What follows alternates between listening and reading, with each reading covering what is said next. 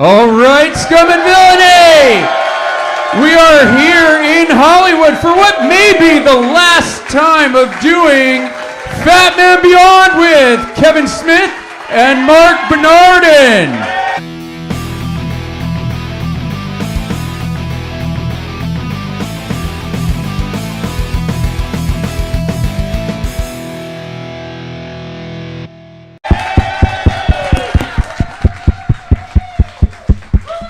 Welcome back to Fat Man Beyond. I'm Kevin Smith. I am Marc Bernardin. Hey! Ho! This is it, kids. We're breaking up like Simon and Garfunkel and shit. The last show ever. This is our Central Park right here, man. Oh, man. To go way back. No, that's not even the case, kids. It's just a marketing hook so we get asses in seats. It was all a lie, a beautiful lie. Here's the idea. We are doing this show here tonight, and then in 2 short weeks, Mr. Marc Bernardin is heading. You tell him, it's your life. But isn't my life, though? I'm going to Vancouver. I'm going to be in Canada until November. Lucky fuck, man. Lucky fuck. Socialized medicine. As America burns, bitch, you're going to be up in Canada watching and judging from above. Hell yeah, eh? It'll be awesome, eh? I'm working on it so they don't know that I'm not a native. Yeah, you're going to blend. That's what I do. I blend. I'm like fucking Marcus Brody. He speaks the language. He speaks a dozen languages. He's at home in 5 cultures around the world. He'll blend in. He'll adapt. You'll never see him. Hello? No, I'm going to work on a TV show called God of War. Woo! When I tell people that, that's the reaction I get, and I'm always puzzled. Is that what it's a game? It's a very long-running video game series. There are 5, soon to be 6 chapters in said series, or 7 or 9. I don't fucking know. There's like is this a game where you drive around, shoot hookers in the face and shit? I mean, a boy can only dream. But no, it's not that game. It's a game where you axe people in the face. Oh, shit. Old-timey days. Old-timey days. But yeah, so I'd been working on the game since December of 24 in the writer's room. We wrote all of last year. We started production in February of this year, and we'll be shooting until who the fuck knows when. There's a story in the game, I assume. There is. And so is that easy to bring to life or hard to bring to life? It's like any other piece of text that you're adapting. It's like adapting a novel or another movie or a TV show or, in this case, a game. But it's a narrative game, at least the stories that we're telling. Let me know if it sounds familiar to you. Okay. A father who's very gruff and who doesn't communicate that well with his child has to escort said child on a mission to accomplish something that's very emotionally resonant, and on the way they need to stab a bunch of things in the face.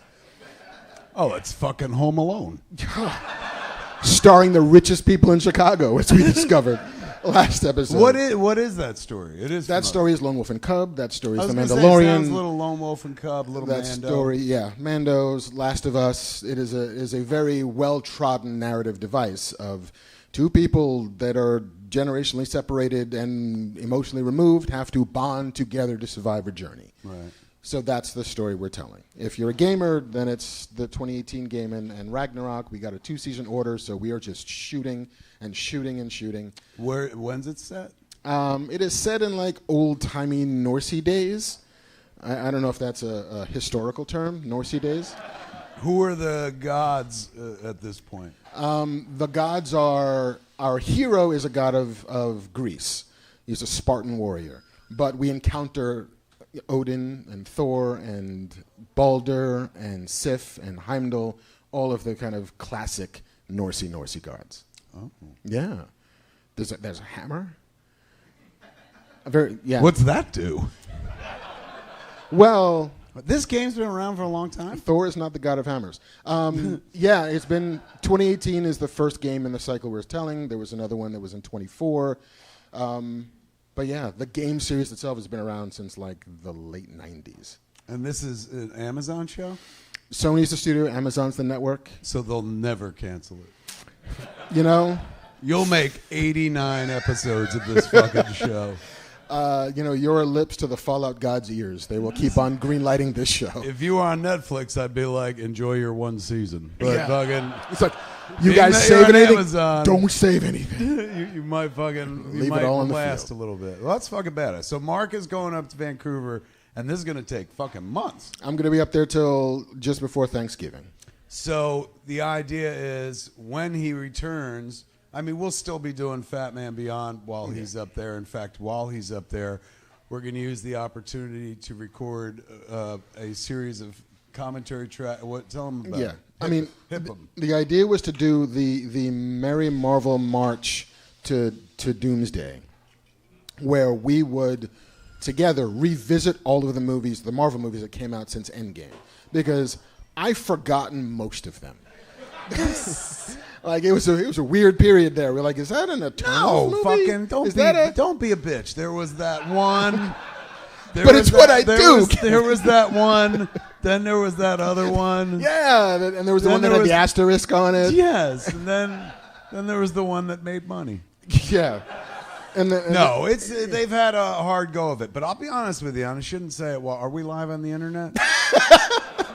No, why would we be? I shouldn't say this because I'm gonna get beat up. Like I'm still smarting over the time I put up a very emotional picture of me crying after seeing Black Panther 2 and then fucking just getting graped for 3 days. Fucking bent over hard. People like, you filthy cuck. Was shit somebody like throwing grapes into your mouth? Constantly at my face. Like you were an Egyptian emperor? You were just like, grape.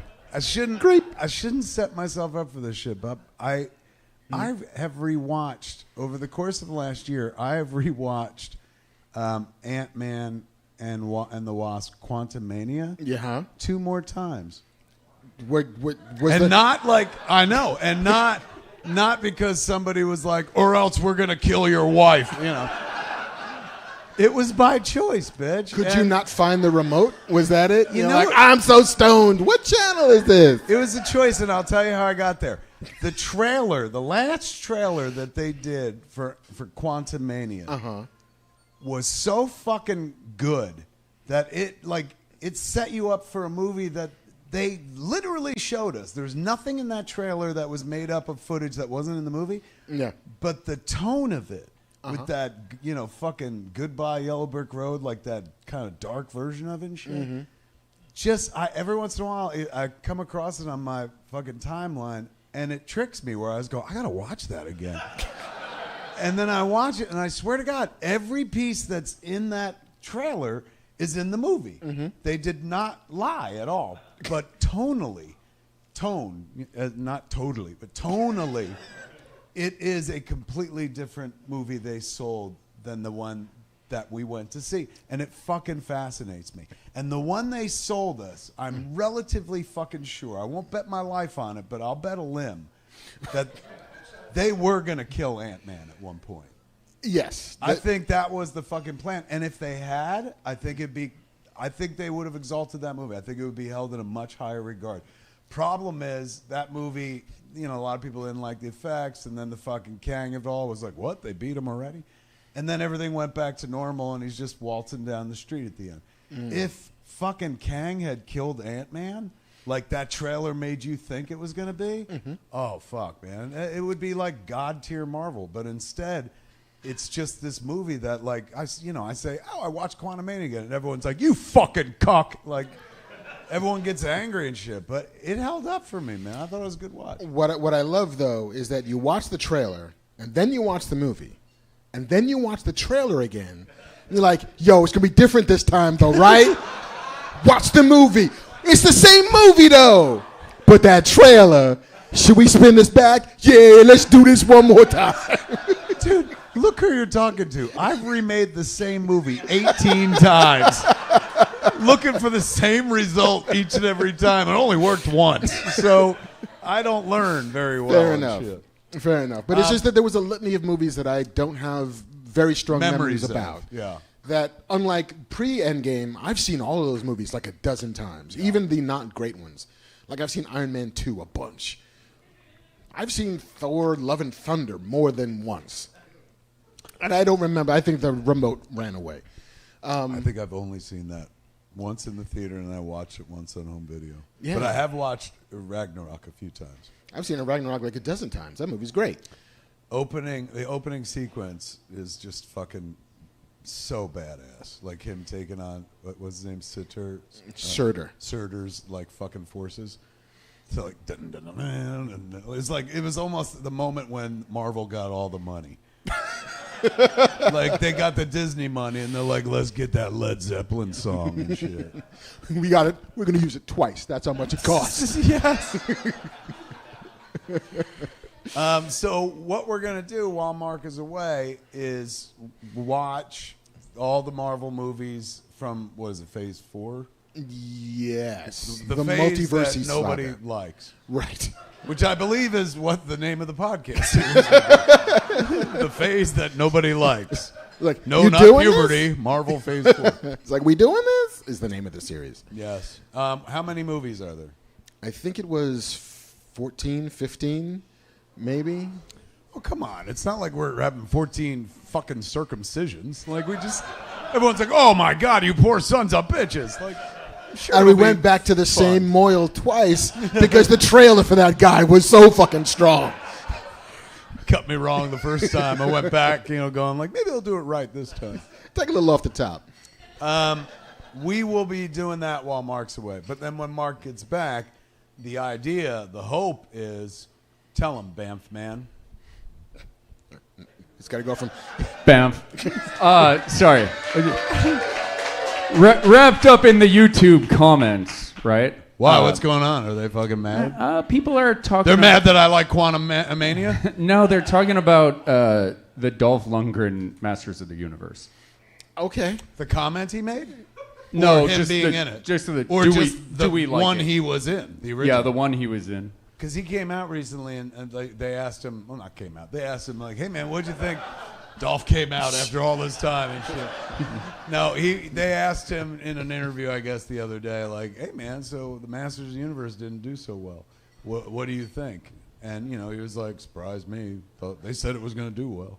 What do you say to that sort of thing? He's like, fucking hold my beer. Neither did ours. Like, I got paid. I was in really. it. It was his cameo was cute. Which, by the way, we'll jump back to you. I did go see Masters of the Universe. Did you like Mark fucking blew it so hard on the episode. Mark, who hates everything, was like, "Oh, Masters."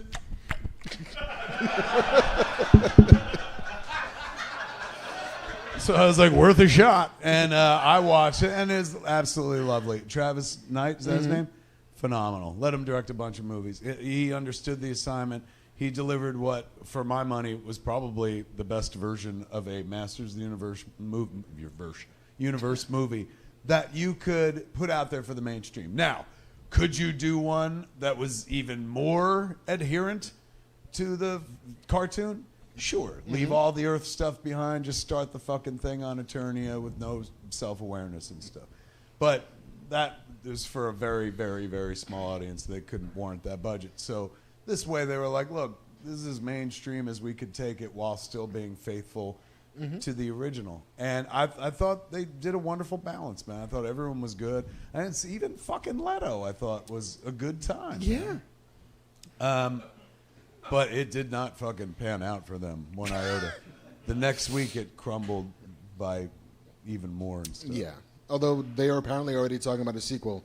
I'm not entirely sure why, other than maybe to sell toys. I mean, yes. I hope so. I hope they get a sequel, or more than a sequel. I hope they just give them a series and let them just fucking do very expensive 1-hour episodes on Amazon. Fucking, they got all the money. Fucking God of War that shit. I know. I read that that's what they're going to do. Should. That they want to do a couple big movies and then run it as like a tentpole series on Amazon. I mean, they'll give He-Man to anybody.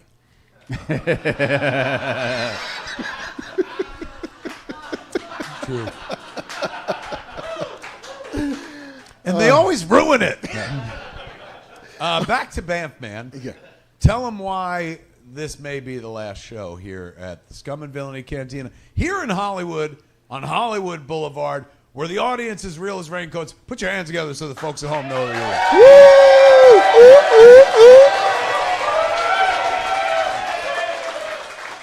Now, top capacity in this place, how much? How many people fit in here? I think we sold out tonight at 75 tickets. Sold out. This place sells out at 75.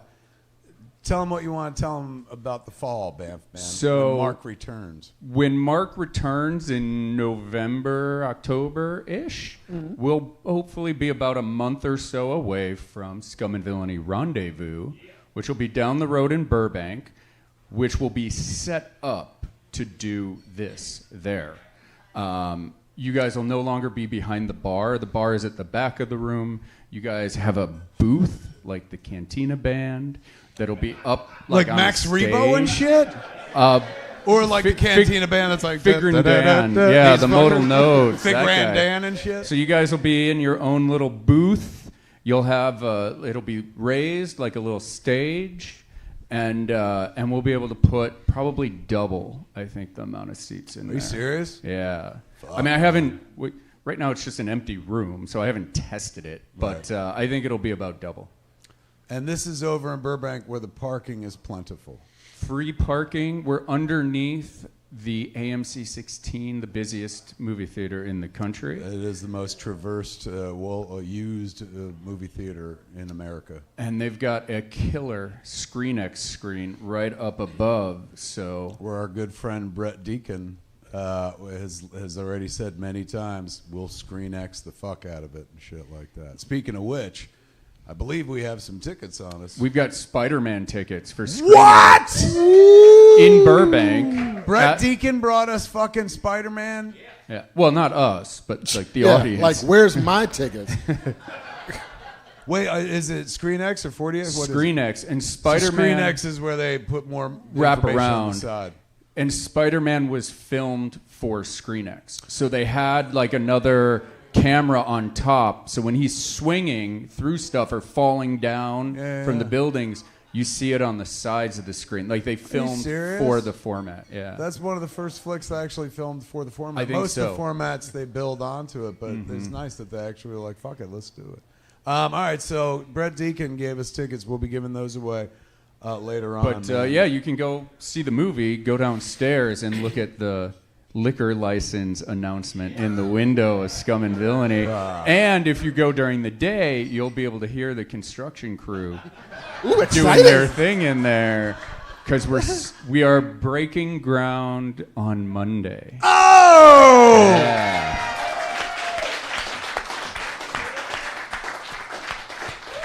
But also, it's happening. It's not like those Kickstarters where you put money in and you're like, am I ever going to get this?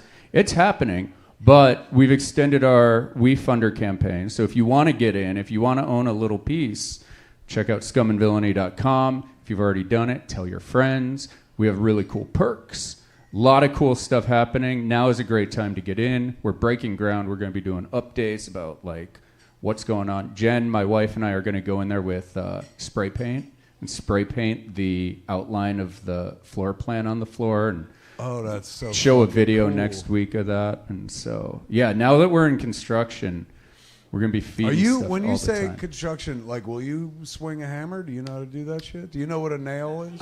I will probably do. I am. I did. I was telling Mark before the show, I'm doing a lot of the props and stuff that we're building. You're crafty, man. Like, you 3D print shit, and I've heard you say, like you helped her build this shit, didn't you? I did, yeah, a lot of the lighting and stuff in here and a lot of the props. So God, you're like, that's like man shit. Like, like imagine if like we had, could you? Like, if somebody was like, you got to build the thing. Do you know how to swing a hammer? Do you know do you know how to swing a hammer without hurting your finger? Here's what I know how to do. When I lived in New Jersey, I owned a house, and I was able to change like some outlets and stuff and put up some light sockets and whatever. And then we sold the house, and the inspector came through and said, all of these are going to kill somebody. None of these are grounded. I'm surprised it's not already on fire. I was like, but they all work. He's like, yeah. It's like lightning works too. So do I know? I know enough to call a guy who knows. I don't know how else to say this, but your handyman has blown it. the thing when you open a bar that you don't realize is that you actually learn to be an electrician and a plumber and a handyman, because you call the plumber and you're like, hey, the urinal's backed up again. They're like, $1,200. And you're like, the fuck? Just to come out? And they're like, yeah. And then you realize... What do they do for $1,200? They bring in a roto-rooter. Around the world? What? They take the urinal cartridge out and then just put a roto-rooter through it. I was like, I can buy that at Home Depot. I can't swing a hammer, but I can snake a drain if you need it. Yeah. I bought one of those things that you just put it in. Yeah, you just do that. It's like an egg beater, an old egg beater. $1,200. You do this shit and it goes down and it comes up poop on it and shit. Yeah. That part I won't deal with. You can clean that off, but I will help you.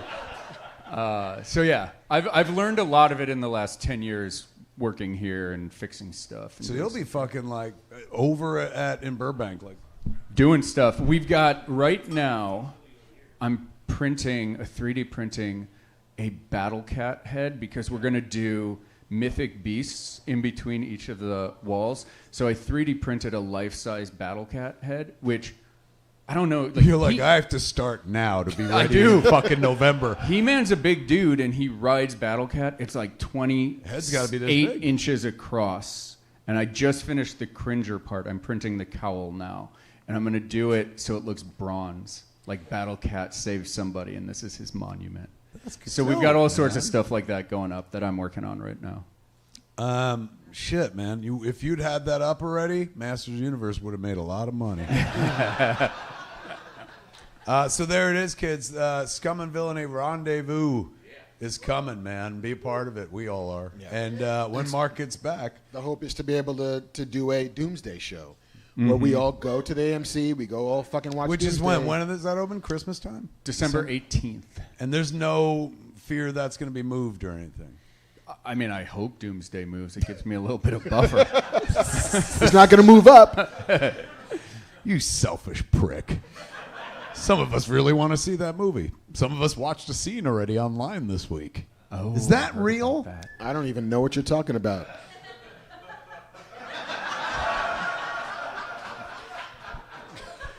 I like staying employed.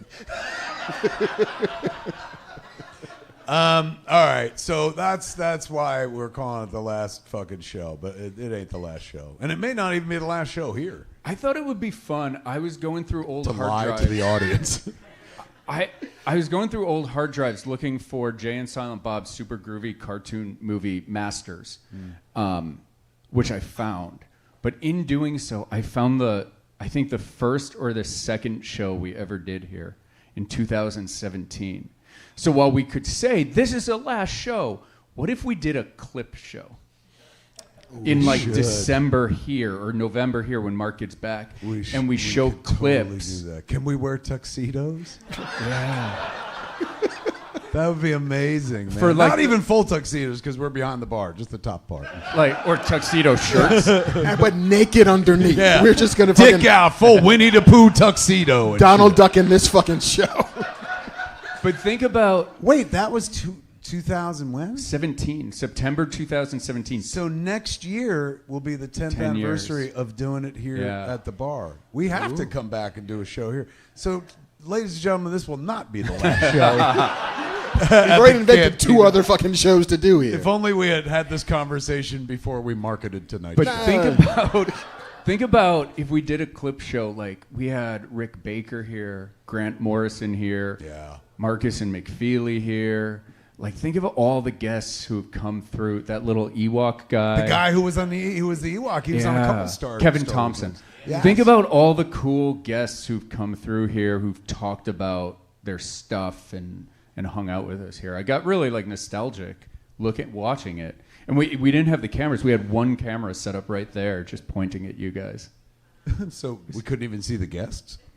No, not at that point. No. We had. So how are we going to have a fucking look back? We had show? Grant Morrison stood up there with you guys. Oh, he was with us behind the bar. Yeah, he was between. I thought you meant he was over there, no camera on him and shit like that. And I was like, wow, people just trusted us. Yes, that's right. Grant was between us here at the bar the whole time. I think he may have been our first guest. Smooth, man. All right, so we'll be back. Fuck. Just like the Terminator, we're coming back. All right. Do you have a bunch of news and stuff? I mean, I saw some stuff in the world. I've seen some movies. I watched some television. Have you seen any movies or watched any I television? saw Masters last weekend at Smodcastle Cinemas, where the movies come to play. Where I also had a wonderful fucking show with Lloyd Kaufman. We did a trauma look back, and they pulled 12 clips, including like behind the scenes on Rocky, the first thing he ever directed in the 60s and shit like that. So before we do the show, Smodcastle keeper Ernie O'Donnell goes, how long do you think this is going to be? I said, 12 clips? An hour. I forgot it was me and Lloyd. Two people who fucking love the sound of their own voice and shit. 3.5 hours later, man, fucking we finally closed up the show, but it was absolutely wonderful. He's just such an inspiring figure and shit. And funny and fucking like so down to earth and what do the kids say? Based. Fucking based and shit. So I did that. Did you glaze him a lot? I did. I glazed it. See? The kids say that too. Yeah. I went heavy glaze. I got one. Like that. I was. It was a good time. So that was. Wait, why am I even talking about this shit? I don't know. It's a place that holds movies, and you see them in your movie Oh theater. no, because you asked me what I'd seen. I saw that. Then what did I see home this week? Lately, I've just been watching a lot of Larry Sanders again. Going through. I've been doing an HBO rewatch, man. Like all the kind of big ones. I mean, call me when you get to First and 10, and then we'll talk. And Arliss. Dream on, bitch. I can't think of... Wow. Deep cut. But I can't think of anything new that I've seen. I did not see the season finale of Widow's Bay. I'm up to the season finale. I haven't seen that yet. Okay. Then we won't talk about that. Is good? So fucking good, though. Is it? Yeah. Where is it in the... How do you feel about the party episode with the Serve the Punch Now?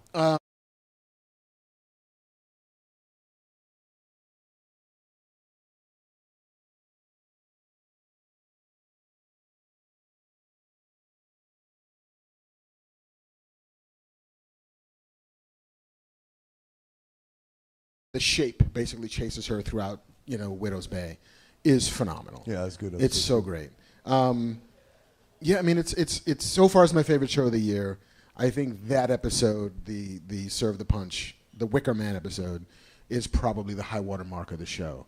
But the finale, they do a Wicker Man ending? That is the Wicker Man episode.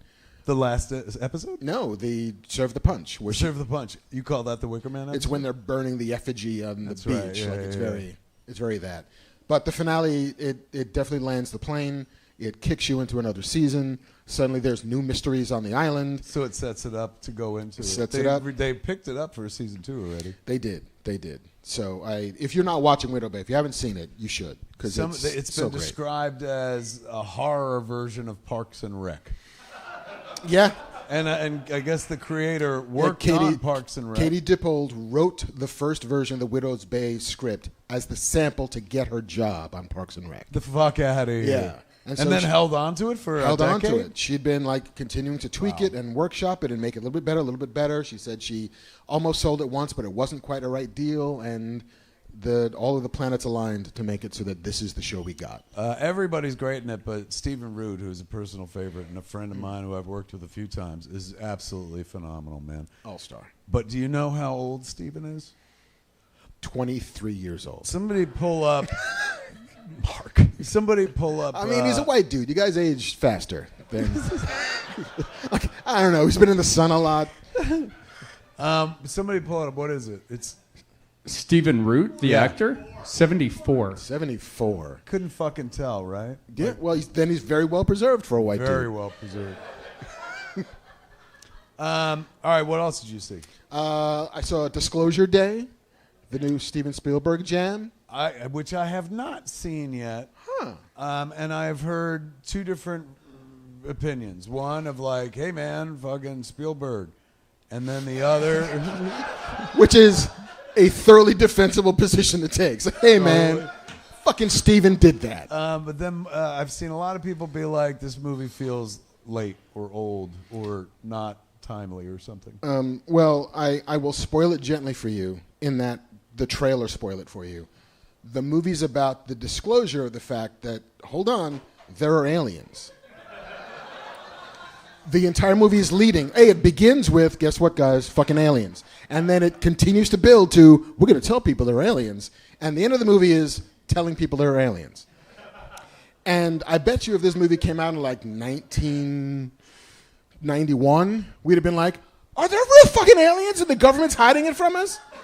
It would have been the JFK of alien It would have films. been the fucking, Like, all the Intents President's and shit. Men. It Yeah. would have been the telling the truth is enough to make the world stop on its axis. But 6 months ago, they told us there were aliens. Yeah. The government was like, guys, fucking aliens. Here's footage. Here's Senate testimony. We got them. They're in a fucking warehouse somewhere. Not in Roswell, but... And so this movie is like, everybody. It's really, that's another thing this administration has robbed us of. You know what I'm saying? I don't want to get political and shit, but my whole life I've been waiting for them, the government, to be like, there are aliens, bitch. And be like, I knew it. And they did it. Yeah. But then 96 other things happened that day. Yeah. And it just the zone was flooded, and so like fucking, it just doesn't even matter anymore. Like a the fart in government the is wind. literally like, yeah, no, there are aliens and shit. Yeah. But hold on, the Strait of Hormuz is still closed. So, Is that where the aliens are? Then we don't care about aliens. and I'm sorry, but oranges cost $400 now. So, $400 oranges, fucking alien, man. Yeah. So like the premise of the movie is inherently somewhat faulty because that is not the way the world is going to react to there being aliens. It's as if Spielberg read Watchmen and was like, yo, what if we do that? Why did they? Is it like It Outer is- Limits episode? No, it is the doomsday clock is on 5 minutes to 12 and the world is about to go into utter war and chaos. But what if aliens made us all hold hands again? Wait, isn't that? I mean, if the world wasn't on the brink of doomsday, but Close Encounters is kind of. It's a little bit that, but like Watchmen, the Alan Moore, is very much. Well, that aspect of the Watchmen Yes. is taken from Yeah, no that Outer superheroes. Limits episode of what was it called? Thank you. Well done. The Architects of Fear.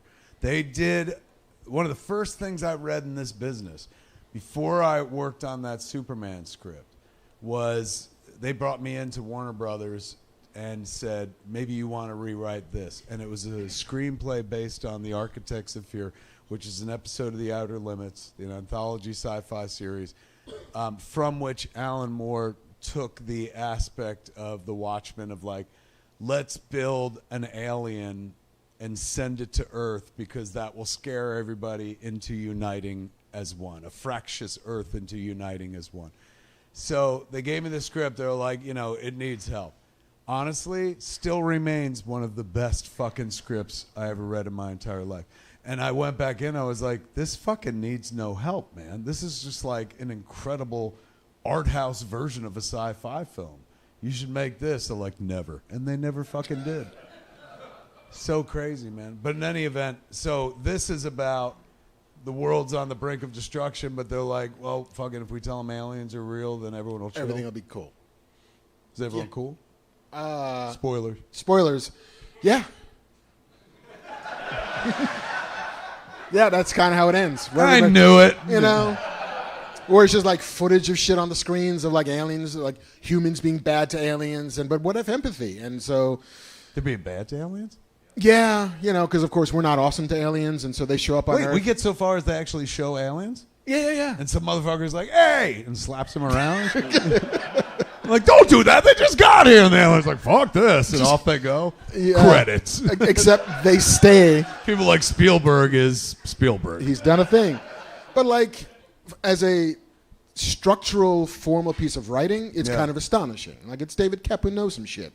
And so structurally, it's a really impressive movie. It's just what it's about wants to be revelatory and is very sort of pedestrian at this point. But he can still make a movie. He knows exactly where to put the camera every fucking time. Josh O'Connell is nice. Emily Blunt is great. Fucking Colin Firth playing like weird Dr. Hammond. It was like, what if we use science for bad reasons instead of dinosaurs are cool? It's that. So yeah, it's hard to argue against seeing that movie, except watch Close Encounters again. Rank his alien movies in order. Favorite to least favorite. Favorite to least favorite. E.T. Hold on. I'm just going through them all. Yeah, all right. I agree with that. You roll with me there? Yeah. E.T., War of the Worlds. Even before Close Encounters? You know Close- what? Fucking, the internet's going to be mad at us, but I'm with you on that. You know what I'm It's our saying? last show, man. And while we're at it, watch this. Blade Runner, very boring. Beautiful, brilliant, but boring. a little inert. A little boring. I've been watching this fucker since the early 80s, so I get a vote. Has it gotten better? It's a great movie, but a little boring. Is it better or But you worse gotta understand. than Ant-Man and the Wasp versus Quantumania?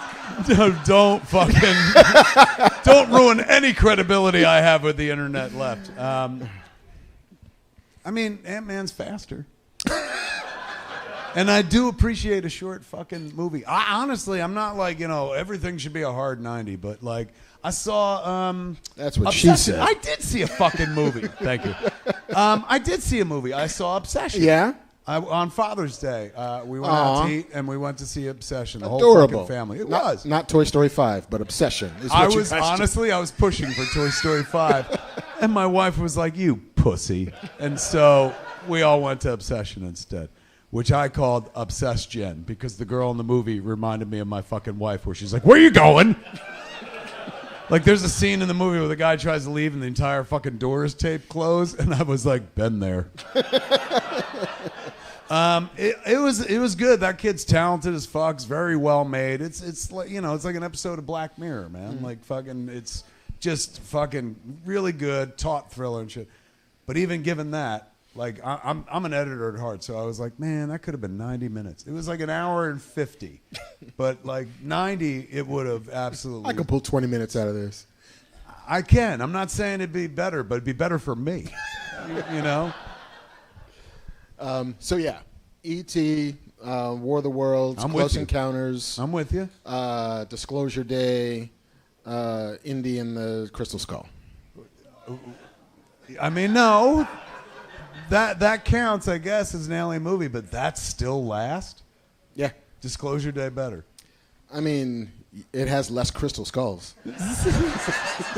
Disclosure Day now with 100% less crystal skulls. So many fewer crystal skulls, and 100% less Shia LaBeoufs. It was so it's worth watching. It's worth watching, but I get the response to it. I Its understand. box office this week fell off by 62%. It did quite a bit. Toy Story did kind of blow it out of the water. Toy Story, fucking, my God, what was it, $150 million? Yeah, it was like 300 worldwide in its first week. Like, I mean, as an exhibitor, a theater owner, Smodcastle Cinemas in Atlantic Highlands, New Jersey, I was fucking lighted by Toy Story coming out. I was like, oh, fucking yes, man. Just all those kids and shit. That sounds Epstein-y. I just meant buying tickets and popcorn. That's it. come into my dark room, so many children. From the heart of Hollywood. If you want to Batman view, Beyond. if you want to view paradise, just come along and view it. Kids are the lifeblood of that movie theater. Any kids movie makes a mint in Atlantic Highlands. That's Modcastle. Adult movies, grown-up shit, not as much and whatnot. But the kids movies, so when everyone comes down the pike, we're like, woo. Next up is Minions and Monsters. Cha-ching. How did Gonna get one of those stripper party fucking dollar guns. Just follow. again, dude? Children. You can't buy stripper shit for children's movies. Who's here for the Minions? Mommy, what's that? Why is my son covered in glitter? Well, it was going to happen sooner or later. So did Death of Robin Hood do well at the Smodcastle Cinemas? That came out this weekend? Yeah. I'm afraid it did not. I saw that one. You saw it? I did. Why? How much free fucking time do you have, man? Let me tell you about a beautiful thing called a matinee. Is that what it is? Bitch, I am a 10:30 in the morning moviegoer. Serious? 100%. Why don't you call me, fucko? Because you're always in like Topeka or Indianapolis or Alaska. If it's a weekday, call me though. All right. I would totally go see it at 10 o'clock. I love a fucking matinee. It's me and like 2 other dudes just watching Hugh Jackman, old ass bow and arrow dude. Like all You're like, day. this is great, right? Mid-movie, 2 of the other guys jerking off and shit. Yeah, this is great. Look at Wolverine. And I'm just sitting there with my breakfast nachos just going hard. It's like, hey man, using all of that cheese. How was that movie? I'll tell you, if you expected it to be like Logan, don't. Because it ain't that.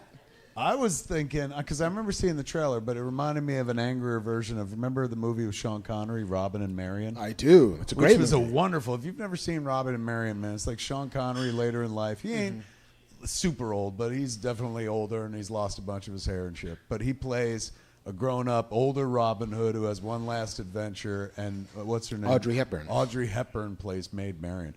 Wonderful. Yeah, it's a fucking beautiful flick. little movie. But that was, the only other old Robin Hood movie that springs to mind. Yeah, I mean, it is very much like, the revisionist version of what if Robin Hood was actually an outlaw, and what does an outlaw look like in 1261 AD? Probably killed a bunch of fucking people. Probably robbed from the rich and kept for himself. Probably just cut a swath across whatever part of England this was. And that's the Robin Hood you meet in this movie, which is a really interesting take, and he's actually very good in it. And it's an indie through and through, made by the dude who made Pig, Michael Sarnowski. I think. Yeah. But like Michael Sarnowski, after watching Northman and like a lot of Robert Eggers, so it's muddy and dirty and violent, and then there's a fucking Skarsgård in it because there has to be. Which one? Bill Skarsgård. So not the tallest. Not the tallest, but every now and again you hear Pennywise coming out of this like really fucking grimy. He was also in one of the Wicks, right? Yeah, the he's in last the John Wick 4. But yeah, so he plays Little John. But it's a very He plays Little John? yeah, who was always bigger than Robin Hood. Yeah. He's always a hefty dude. It's the like tiny, but tiny is like 9 feet tall. So like he's Little John, except. But then it goes in a very sort of meditative place. It goes into a like, how do you pay for the deeds that you've done across the world? How do you atone for your sins? And can a person like Robin Hood be redeemed? And no. Is that right? It's basically what the movie is saying, is that like you're always going to be, it's very Unforgiven in a way, without the catharsis of violence at the end. It's just, what if William Money realized that I'm always a bad person, will always be a bad person, and any attempt at salvation is futile. So it's a good time. Yeah. It bounces, it's full of joy and verve, and It sounds like a modern day Quantumania. it is. It was not as much fun as The Furious. Have you heard of The Furious? Ooh, yeah. What is it? The Furious is, I don't know who directed it. I think it's a Thai film. Is it a Thai film? Koi will know. Thai film. Fucking Koi, man. Yes. Congratulations, Koi. Koi is a newlywed. Woo! One of us want here. to shout out Anya as well. That's how he's a newlywed. I know. And one of us here was invited to these nuptials. Yeah. Not me. That's right. You weren't there. They asked me not to mention it to you. I know. I get that all I was the lucky time. enough to preside over the nuptials, man. You've been married now, what, a week? Are you shitting me? Oh, man, their first week as a married couple. Ladies and gentlemen, the bride and groom, Koi and Anya. Let's get some glasses and spoons so everyone can tap their glasses all night long. Yeah. Yeah. Kiss! Yeah, like that. I need a metal spoon, though. You got a wedding ring, though, right? Kid, you can't do it for yourself. That man just wants to kiss. All right, fucking... What? That's somebody's really nice ring. Made of a spoon. This counts. Nice. All right, here we go. Do the thing, do the thing. It usually takes like 10 years before you get to that place. It's like another Do you know the kiss. tradition at the wedding in New Jersey is you bang the glass and they kiss. If you break the glass, they got to fuck in front of everybody. So let's all bang our glasses, kids. Speaking of glasses, I feel like I could use a blue milk. I gotta toast this night You know appropriately. what? I'm with you. Can I have one as well? And we're not drinking alone. Y'all drinking out here? All right, I'm just making sure, because otherwise we got to buy a round. You and I? Yeah. Should we buy the bar a drink? You can't say no now. Fuck. Well, wait a second. How much are drinks? Well, there's about 75 people here. They're $12 each. All right, let's do it. Well, I mean, 12 bucks each. What about a buck a shot or something like that? You know, I've seen movies that are like a buck a shot and shit. It's like in the nickel shot 80s. night. Fair enough. Let's buy it. This is the last fucking show here. Yeah, let's do presumably. anything. Me and Mark will buy the bar around, man.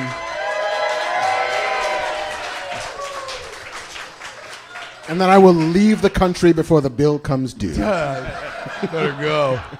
I've got $63. Yeah, that's right, man. But yeah, The Furious is a martial arts movie. Incredibly simple setup. It's one dude whose wife is a journalist who is investigating a child kidnapping ring. Wife disappears. Another dude who's a single dad who's mute for reasons the movie never makes clear. War injury, I guess. Daughter gets kidnapped into this kidnapping ring, and they together have to John Wick their way to find the women of their lives. And just punch and kick and shoot as many people as they possibly can before you get to the end. I'm in. And it's fun as fuck, dude. And I'm pretty sure it's like 98 minutes long. Oh, I'm in. See? Although that last 8 minutes better be golden.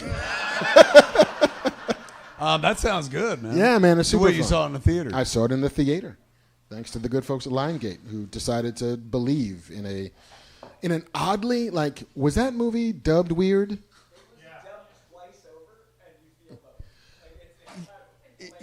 Yeah, like, because it's dubbed into English, but also the mouths seem to be moving and forming English words. And, like, I'm pretty sure nobody in this movie speaks English, so I feel like there was some AI chicanery. I was going to say, probably, as you were saying that, I was like, in this day and age, would they ever, like, you could literally take any movie, put a dub track on it, and then command the AI to make everyone's mouths fucking match up and sync up. Yeah, and like, Could you imagine? It'll be a lost art one day, where Yeah. no one will understand. Like fucking come here, my brother. You know, if you did that, they would be like, I don't get it. It's like, well, when we were kids, we didn't have AI and shit. Yeah. That was before the Terminators came. Bam. Yes, Bam Bam. I don't care anymore because I don't work for Hollywood Reporter ever, so I'm just going to talk about it. Fair enough. We did a lot of like for your consideration stuff, and there was a Chinese movie that they hired us to do a thing for, like a virtual interview, and we couldn't get an interpreter and and they're like, oh, we'll just film it ourselves. And they AI'd, this was 4 years ago, they AI'd the guy's Chinese and his lip flap to be almost perfect English. But because I was cutting it, I found the little where it was off, and so I called Hollywood Reporter. I was like, "You guys, this is an AI video, and nobody's going to be able to tell. Like, do you want to flag it? Like, do you want to say something?" And it like ran all the way up the chain because they're like, "I don't know. This isn't because it was, journalistic integrity. Do we need to tell the world that this isn't just a little disclosure, like AI was used or whatever. Yeah. And so I think we did It put reached a the card. top, and they were like, "You didn't see anything." Yeah, I think we put a card at the beginning that was like, "This interview has been provided by." I don't think they called out So AI, they could but duck was, it in case somebody Yeah. said, "Hey, man," be like, "Well, it was provided." But by it was them." wild. It was the first. I think it was like 2022 or 2023. It's the first time I had seen it, and it was freaky. Like it This shit been going on unsettled since me. back then. Yeah, it unsettled me. But it was, I mean, this was very well done from a very big Chinese film company. So, like, but you could tell, like, it just felt like talking to Robert Patrick or something. Mm. And well, yet, that makes me feel 100% safe. yeah. Yeah. And yet Kraven the Hunter couldn't do better than they did in Kraven the Hunter. Like, there's some Clutch Cargo style mouth editing of I don't remember the actress's name, but she won a Tony for Hamilton. The fuck is her name again? Ariana DeBose, yeah. And, like, there's stuff where, yeah, baby. Is that not a straw? That was never a straw. I almost popped a blood vessel trying to get a sip. I was like, fucking, I have my second heart attack right here. Fucking, how'd he die? Trying to sip blue milk through a solid piece of plastic. What is it? Is just a light stick in there? It's a wee baby lightsaber. Is that a straw? This is not a straw. These are not Are these straws dirty or clean? Those look clean. Ooh. I got you. That's the stuff. This is a California thing. I cannot give you a straw. There was a lot of liquor in that shit, man. I cannot give you a straw unless you ask for it because I get fined. Is that right? Yeah. I took one myself, but is that okay? That's okay.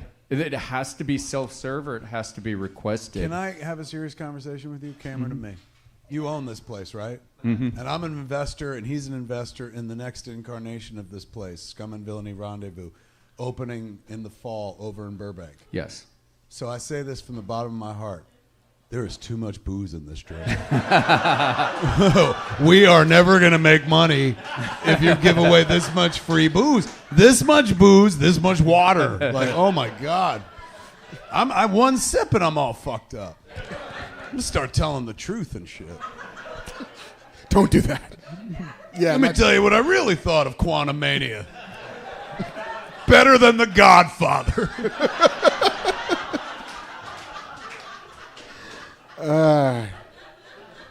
He said it. I didn't say it. And the last thing I saw was the Hot D season premiere, House of the Dragon. Did you watch House of the Dragon season premiere? I have not. I fucked with the first episode, but never watched the rest of the season. And then I was like, I'll get back to it. And that was like 2 years ago. Yeah, this is season 3. This is season 3? Yeah. They've done this 2 other times? I thought this was only the second time. There are still dragons in the house, man. Fuck, man. Stop dragging my heart around. This is, I have not seen it. Is it good? Supergirl's in it. Yeah, she is. Millie Alcock is in it for a quick heartbeat. She's not in the... She was in season 1 playing the young version of Rhaenyra. Oh, and then somebody plays her grown up and shit? Yeah. Did they use her in flashbacks? Or she's like, I'm Supergirl now? It's like, I'm done. No, she want to get paid twice. Why not? That's true, right? Double dip. It would be an amazing episode if it was, as originally planned, I believe, the finale of season 2 instead of the premiere of season 3, which they pushed basically because it was going to cost a fortune. And they were like, well, if we're going to spend this much fucking money, let's shunt that part of the budget. Let's kick off a season with it. Let's kick off rather a than season end with a it. season with it. Although the last season ended, you're building towards a war that doesn't happen. And so it's like 2 years of blue balls waiting for House of Dragon to show back up again and then do what it's going to do. And it did a lot. I will say my favorite part of it, and it's not really a spoiler if you've seen it, is that I've never seen a more Leroy Jenkins moment than when this young girl rides her dragon into battle. And it's like, all right, let's go and save our friends in the fleet. And the dragon's like, Leroy Jenkins! And just like, everything dies. It's just like, no, that's my friend. He's like, no. It's kind of awesome. I'd never seen Leroy Jenkins in a Hot D. That is how they need to review that show to get me to tune in. This is the Leroy Jenkins episode. I'd be like, I must know what that means. Show me. And the name of the dragon that turns Leroy Jenkins is named Sheep Stealer. Yeah. It's the dragon's called Sheep Stealer? It's as if, like Pontiac is naming a bunch of cool cars, and then it's like, what about the Fiero? It's just, or it's like every now and again, somebody in Game of Thrones will be named like Tim. And it's like, what the fuck? We're in like Rhaenyra's and Aemon's and Tim? This is apropos of nothing, but Steven Franza, who's our guy at Smodcastle, who's like our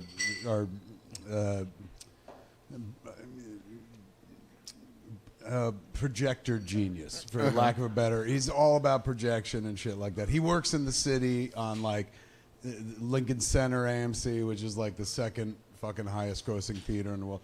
All the New York City theaters and stuff like that. But he told me, this is apropos of nothing except what you just said. He told me that his people were descended from the Scottish.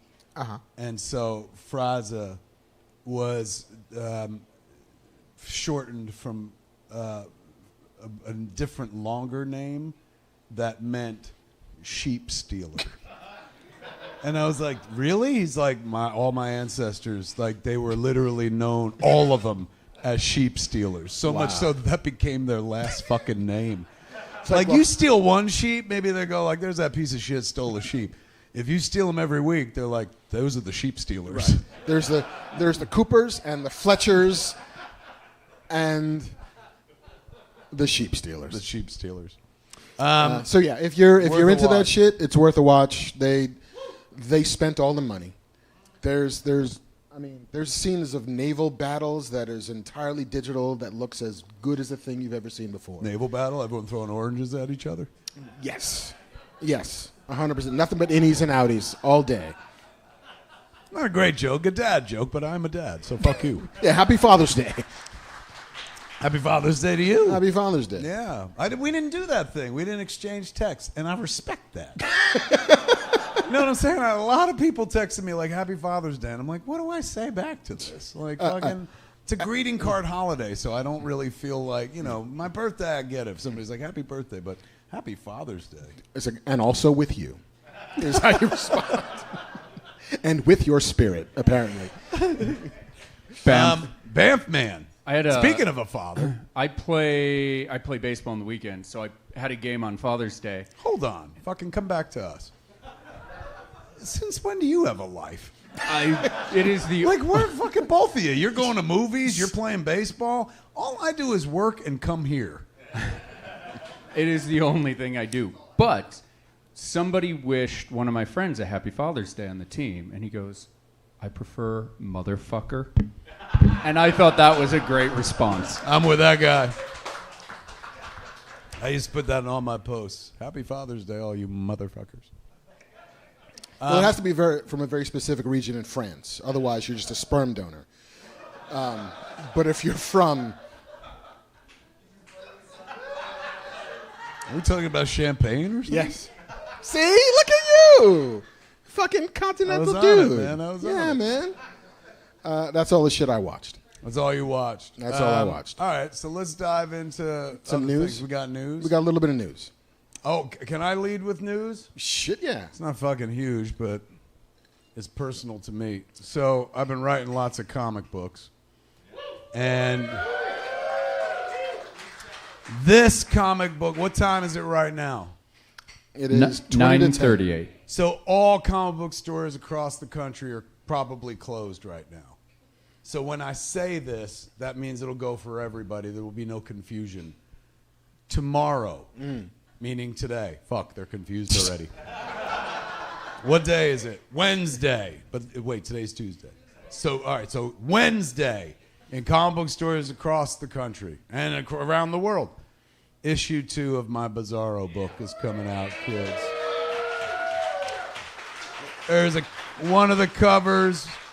There's 2 of the covers. There's 3 of the covers. Can you go hold those up to the camera all close and shit? Banff man. So that they're not just looking at shiny. Well, it won't be in the light, and it's not going to be in focus. So well, no. fucking thanks for your help, bitch. I mean, we can... Here we go. Hold on. You don't. Ish. They're available in comic book stores everywhere, kids. This is... Yeah, look at that shit. Well done. This, that's book 2. It goes on sale. You don't have to do the rest. You're very sweet. Book 2, issue 2 goes on sale Wednesday. Issue 1 came out a month and a half ago and sold out. So that's in second printing. This is the special cover that we did, Captain Ribman did for Jay and Silent Bob's Secret Stash.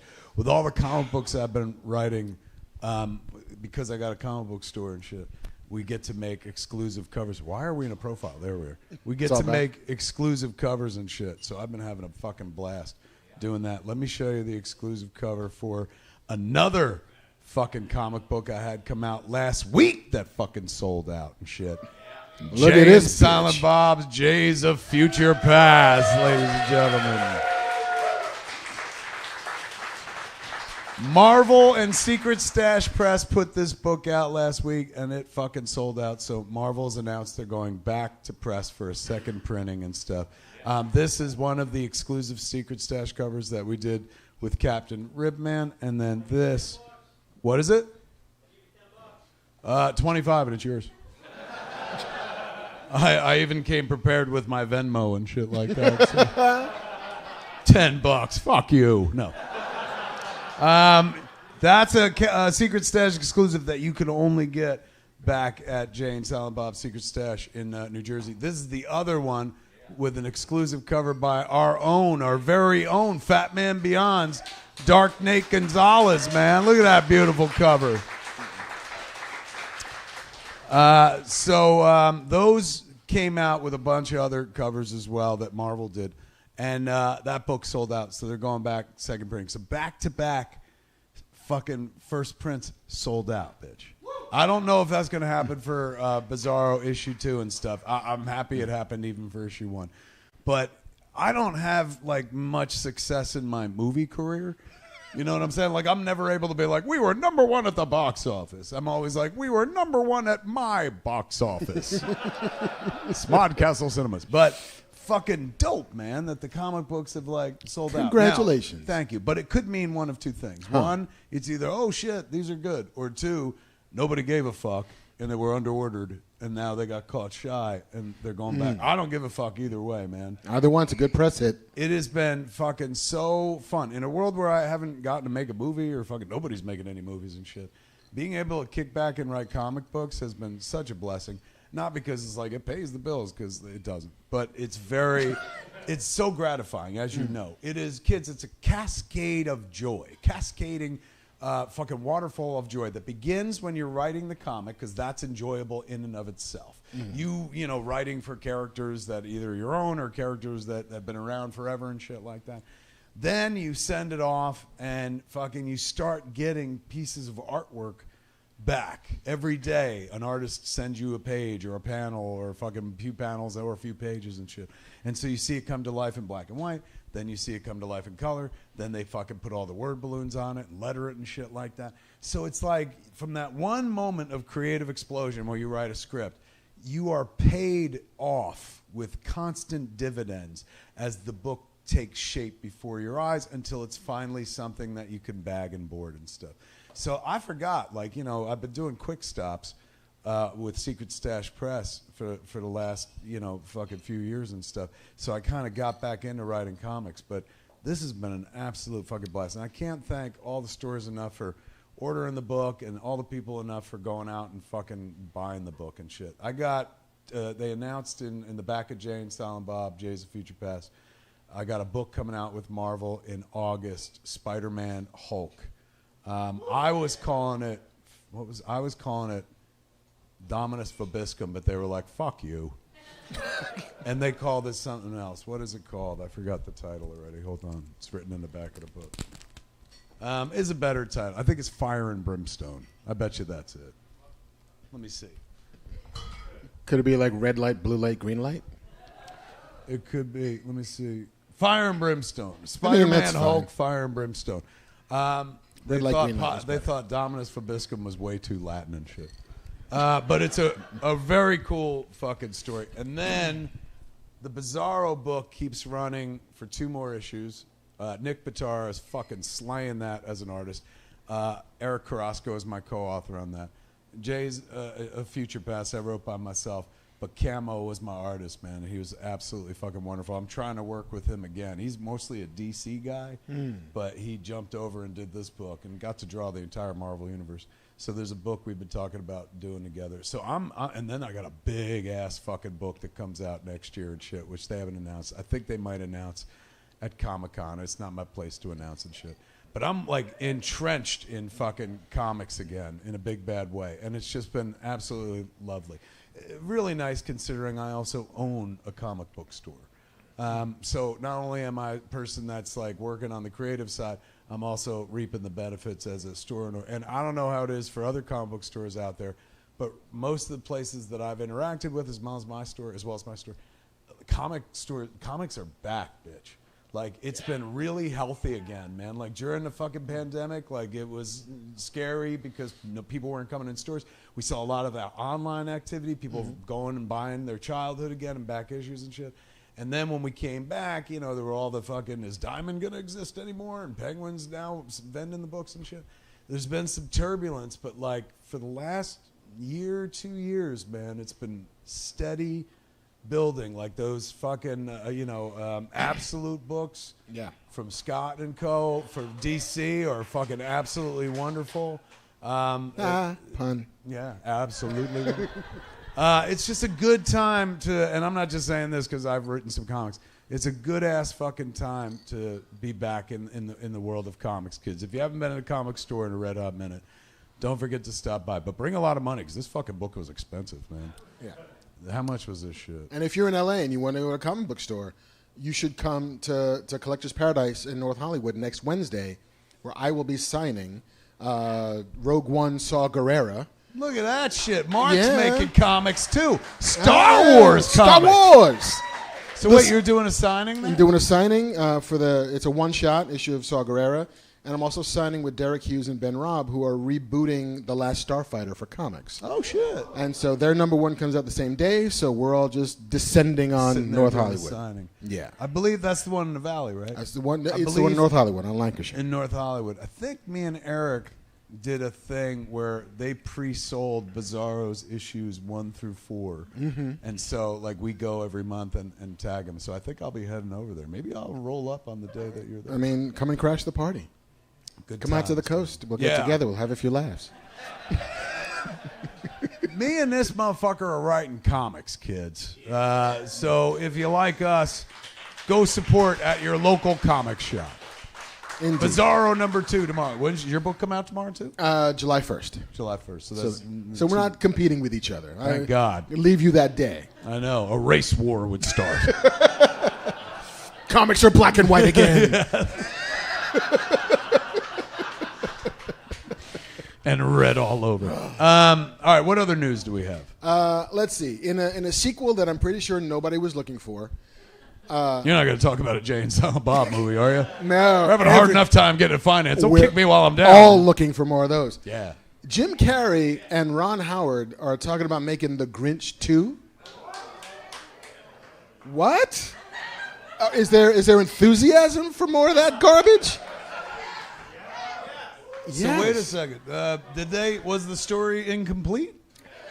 I mean, maybe. I thought his heart grew 2 sizes too big. I'm not sure if there are appendices that they need to adapt or some shit. The Silmarillion of Seuss. Wouldn't it be amazing if it's like it's right after the fucking credits, like, and then is that day his heart grew 2 sizes too big and shit, and then fucking credits. But then the opening of this movie, smash cut to him being rushed into the hospital. Like his heart's 2 sizes too big. He's gonna fucking die. You gotta save his life and shit. And then he's all bitter in the hospital afterwards. He's like, I'm the Grinchy Grinch again. Credits. Wow, man, they must be really desperate for money. Yeah, I guess. Bam. Hey. Do you think, just because you're talking about Grinch 2, that the reason comic books are doing so much better now is that you can take a risk and tell an original, interesting story in a comic book? Look, there goes. He may have a fucking mohawk, but there goes a smart individual right there. That is a motherfucker who sees. That's true. It's very tough to do something original in large format media anymore because it's fucking expensive. But on a comic book page, oh my God. I wrote the stupidest fucking shit allowable for Jays of Future Past. And Camo was like, I got you. And drew it. It all came to life. He drew fucking Silent Bob holding Mjolnir and shit. I am worthy. So yeah, you can do and this is this like fucking comedy crossover. In the pages of a comic book, you could do proof of concept of any fucking visual medium, particularly film and stuff. So instead of some people are like, I got a script, man, I can't get it made and shit. Like Mallrats, Twilight of the Mallrats. I've been trying to make it for years. Universal's like, fucking, we own Mallrats? Like, so.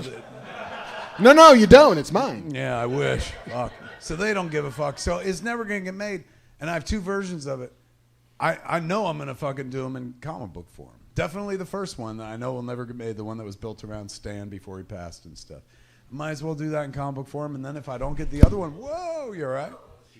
Ooh, it's a close call. And then if I don't get the other one made, I'll, fucking do it in comic book form. So yes, I think comic books are enjoying a heyday because it's a place where people can still go and be creative. And yes, I know a bunch of people out there would argue, like, how creative can you be with fucking Superman or Spider-Man or Batman for the zillionth time? You'd be fucking surprised. There's a reason these characters have been around for fucking decades. And you would think I've seen every permutation of a fucking Spider-Man story there is to tell. You cannot fucking impress me. And then they put up a trailer and you're like, holy shit. Like fucking, he's going to spin real fast and come webs everywhere? Oh, fucking take that fucking party dollar gun. Shoot it right at the screen and shit. Well, it's also, you can have an authentic voice in comics where I think in a world of AI and everything, people are craving authenticity, right? That's why influencers are doing better than traditional advertising because it's authentic. In a comic book, you can be authentic, tell a story from you that doesn't get committed to death in a studio. And also showcase your affection for that world, your respect for that world. Like, the people that wrote about Days of Future Past were like, this is fucking dumb. But, my God, it's clear how much he loves Marvel and knows about the Marvel Universe. Like, what a sweet homage and stuff. So, yeah, you could really showcase how much you know about that world, how much you fucking love that world. And authenticity, you're right, fucking sells now, to say the least, man. Yeah. So the only thing that makes me curious about A Grinch 2 is that the script will be written. We're still talking about this shit? Yeah. I'm we still fucking doing moved the on. news. God damn it. They're still making that movie? Maybe, but if they do, the script will be written by Alec Berg, who worked on as in Barry, Schaefer and Berg, yeah. Silicon Valley. And worked with Jeff Dave Mandel. Schaefer and Dave Mandel. Mandel's going to work on the script? Yes. So did he work on the first Grinch script? Because I know he did Cat in the Hat years ago. Yeah, I don't know if he worked on the first one. I don't imagine he did. I mean, look, you have my attention now that Mandel's involved. He's one of the funniest. I know people you were I ever shitting met. on it 2 minutes ago. I wasn't shitting. I was like, are you serious? But now that Mandel's involved, fuck it. Mandel is the guy that wrote Who is Driving? Bear is Driving. How can that be? For the Clerks, the cartoon. Didn't even wrote it. He ad-libbed it on a microphone. He was like, can I throw some words over this? And we're like, go ahead. And just stream of consciousness brilliance, man. Perhaps racially inappropriate in retrospect, but still, fucking very funny bit. To bears? It was the bit was the script got lost when we were sending the animation overseas to Korea. And so the Korean animators had see where we're going. Had to animate it, and they came up with like the best audio track they could and shit. And so it was Dave just approximating the animators' voices and stuff. So no notes. Yeah. Just impervious humor. Yeah. Immortal, even. Yeah. Outstanding. But wait, so that's the guy who might be writing a Grinch. Yeah, those 3 dudes. How do you fucking... well, they did technically a sequel. I am drunk. One more milk for my friend. And it's embarrassing because there's only 2 sips and shit. But I heard it in my voice. I started getting loud. I'm like, they did a sequel, Mark. They did a sequel when I was a kid. It's called Halloween is Grinch Night. Jesus. Never saw it. I have a VHS of it. My cousin Emily gave it to me years ago. I never saw it because the night we were at my Aunt Barbara's house, man, and it was me, my brother, and sister. I was sitting there with my cousins, Lori, Dee Dee, and Butchie. We're about to watch it. It's about to come on.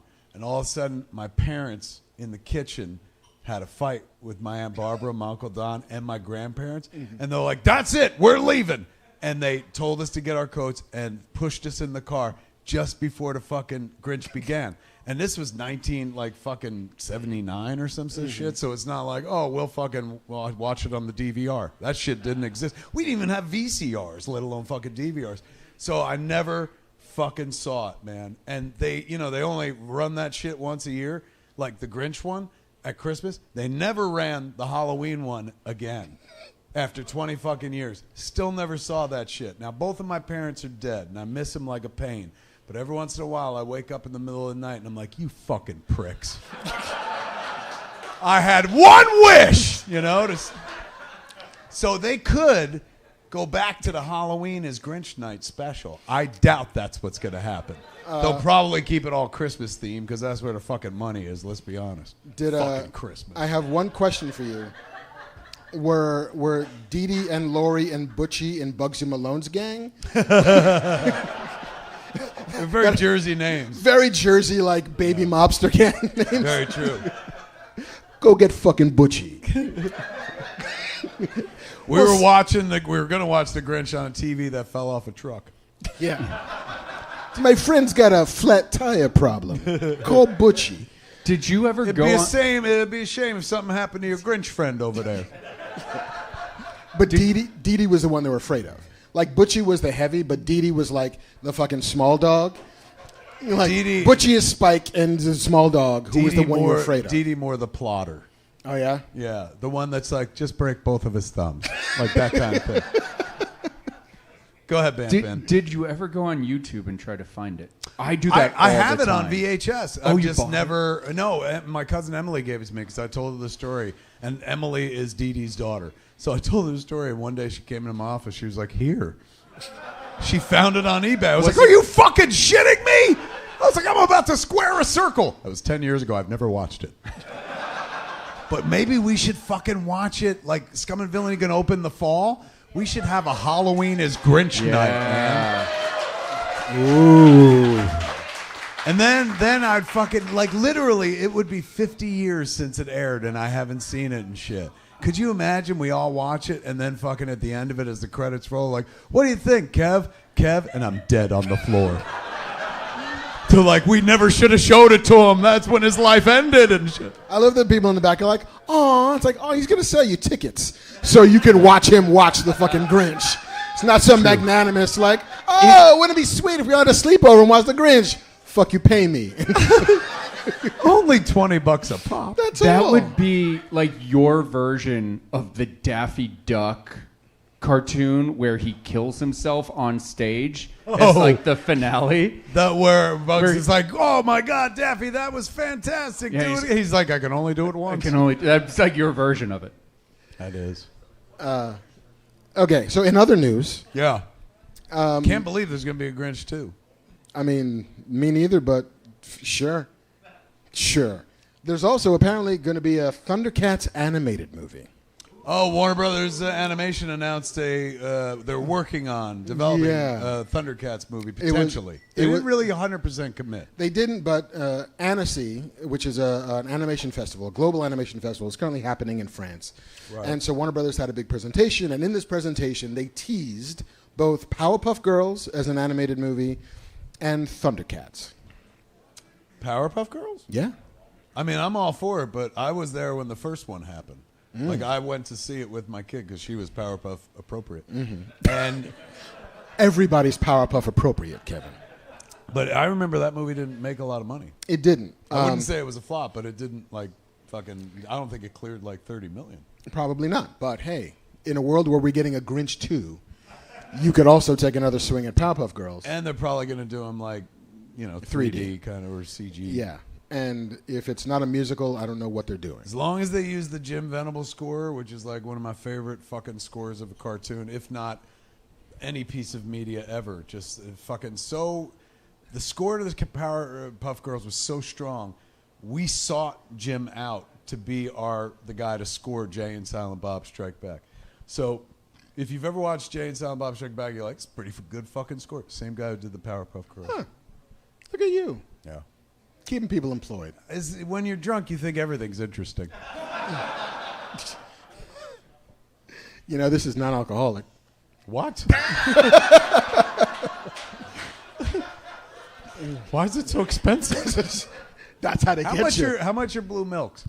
$12. That's the Actually, that's not bad. cheapest cocktail in I was going to Hollywood. say, that's pretty cheap, yeah.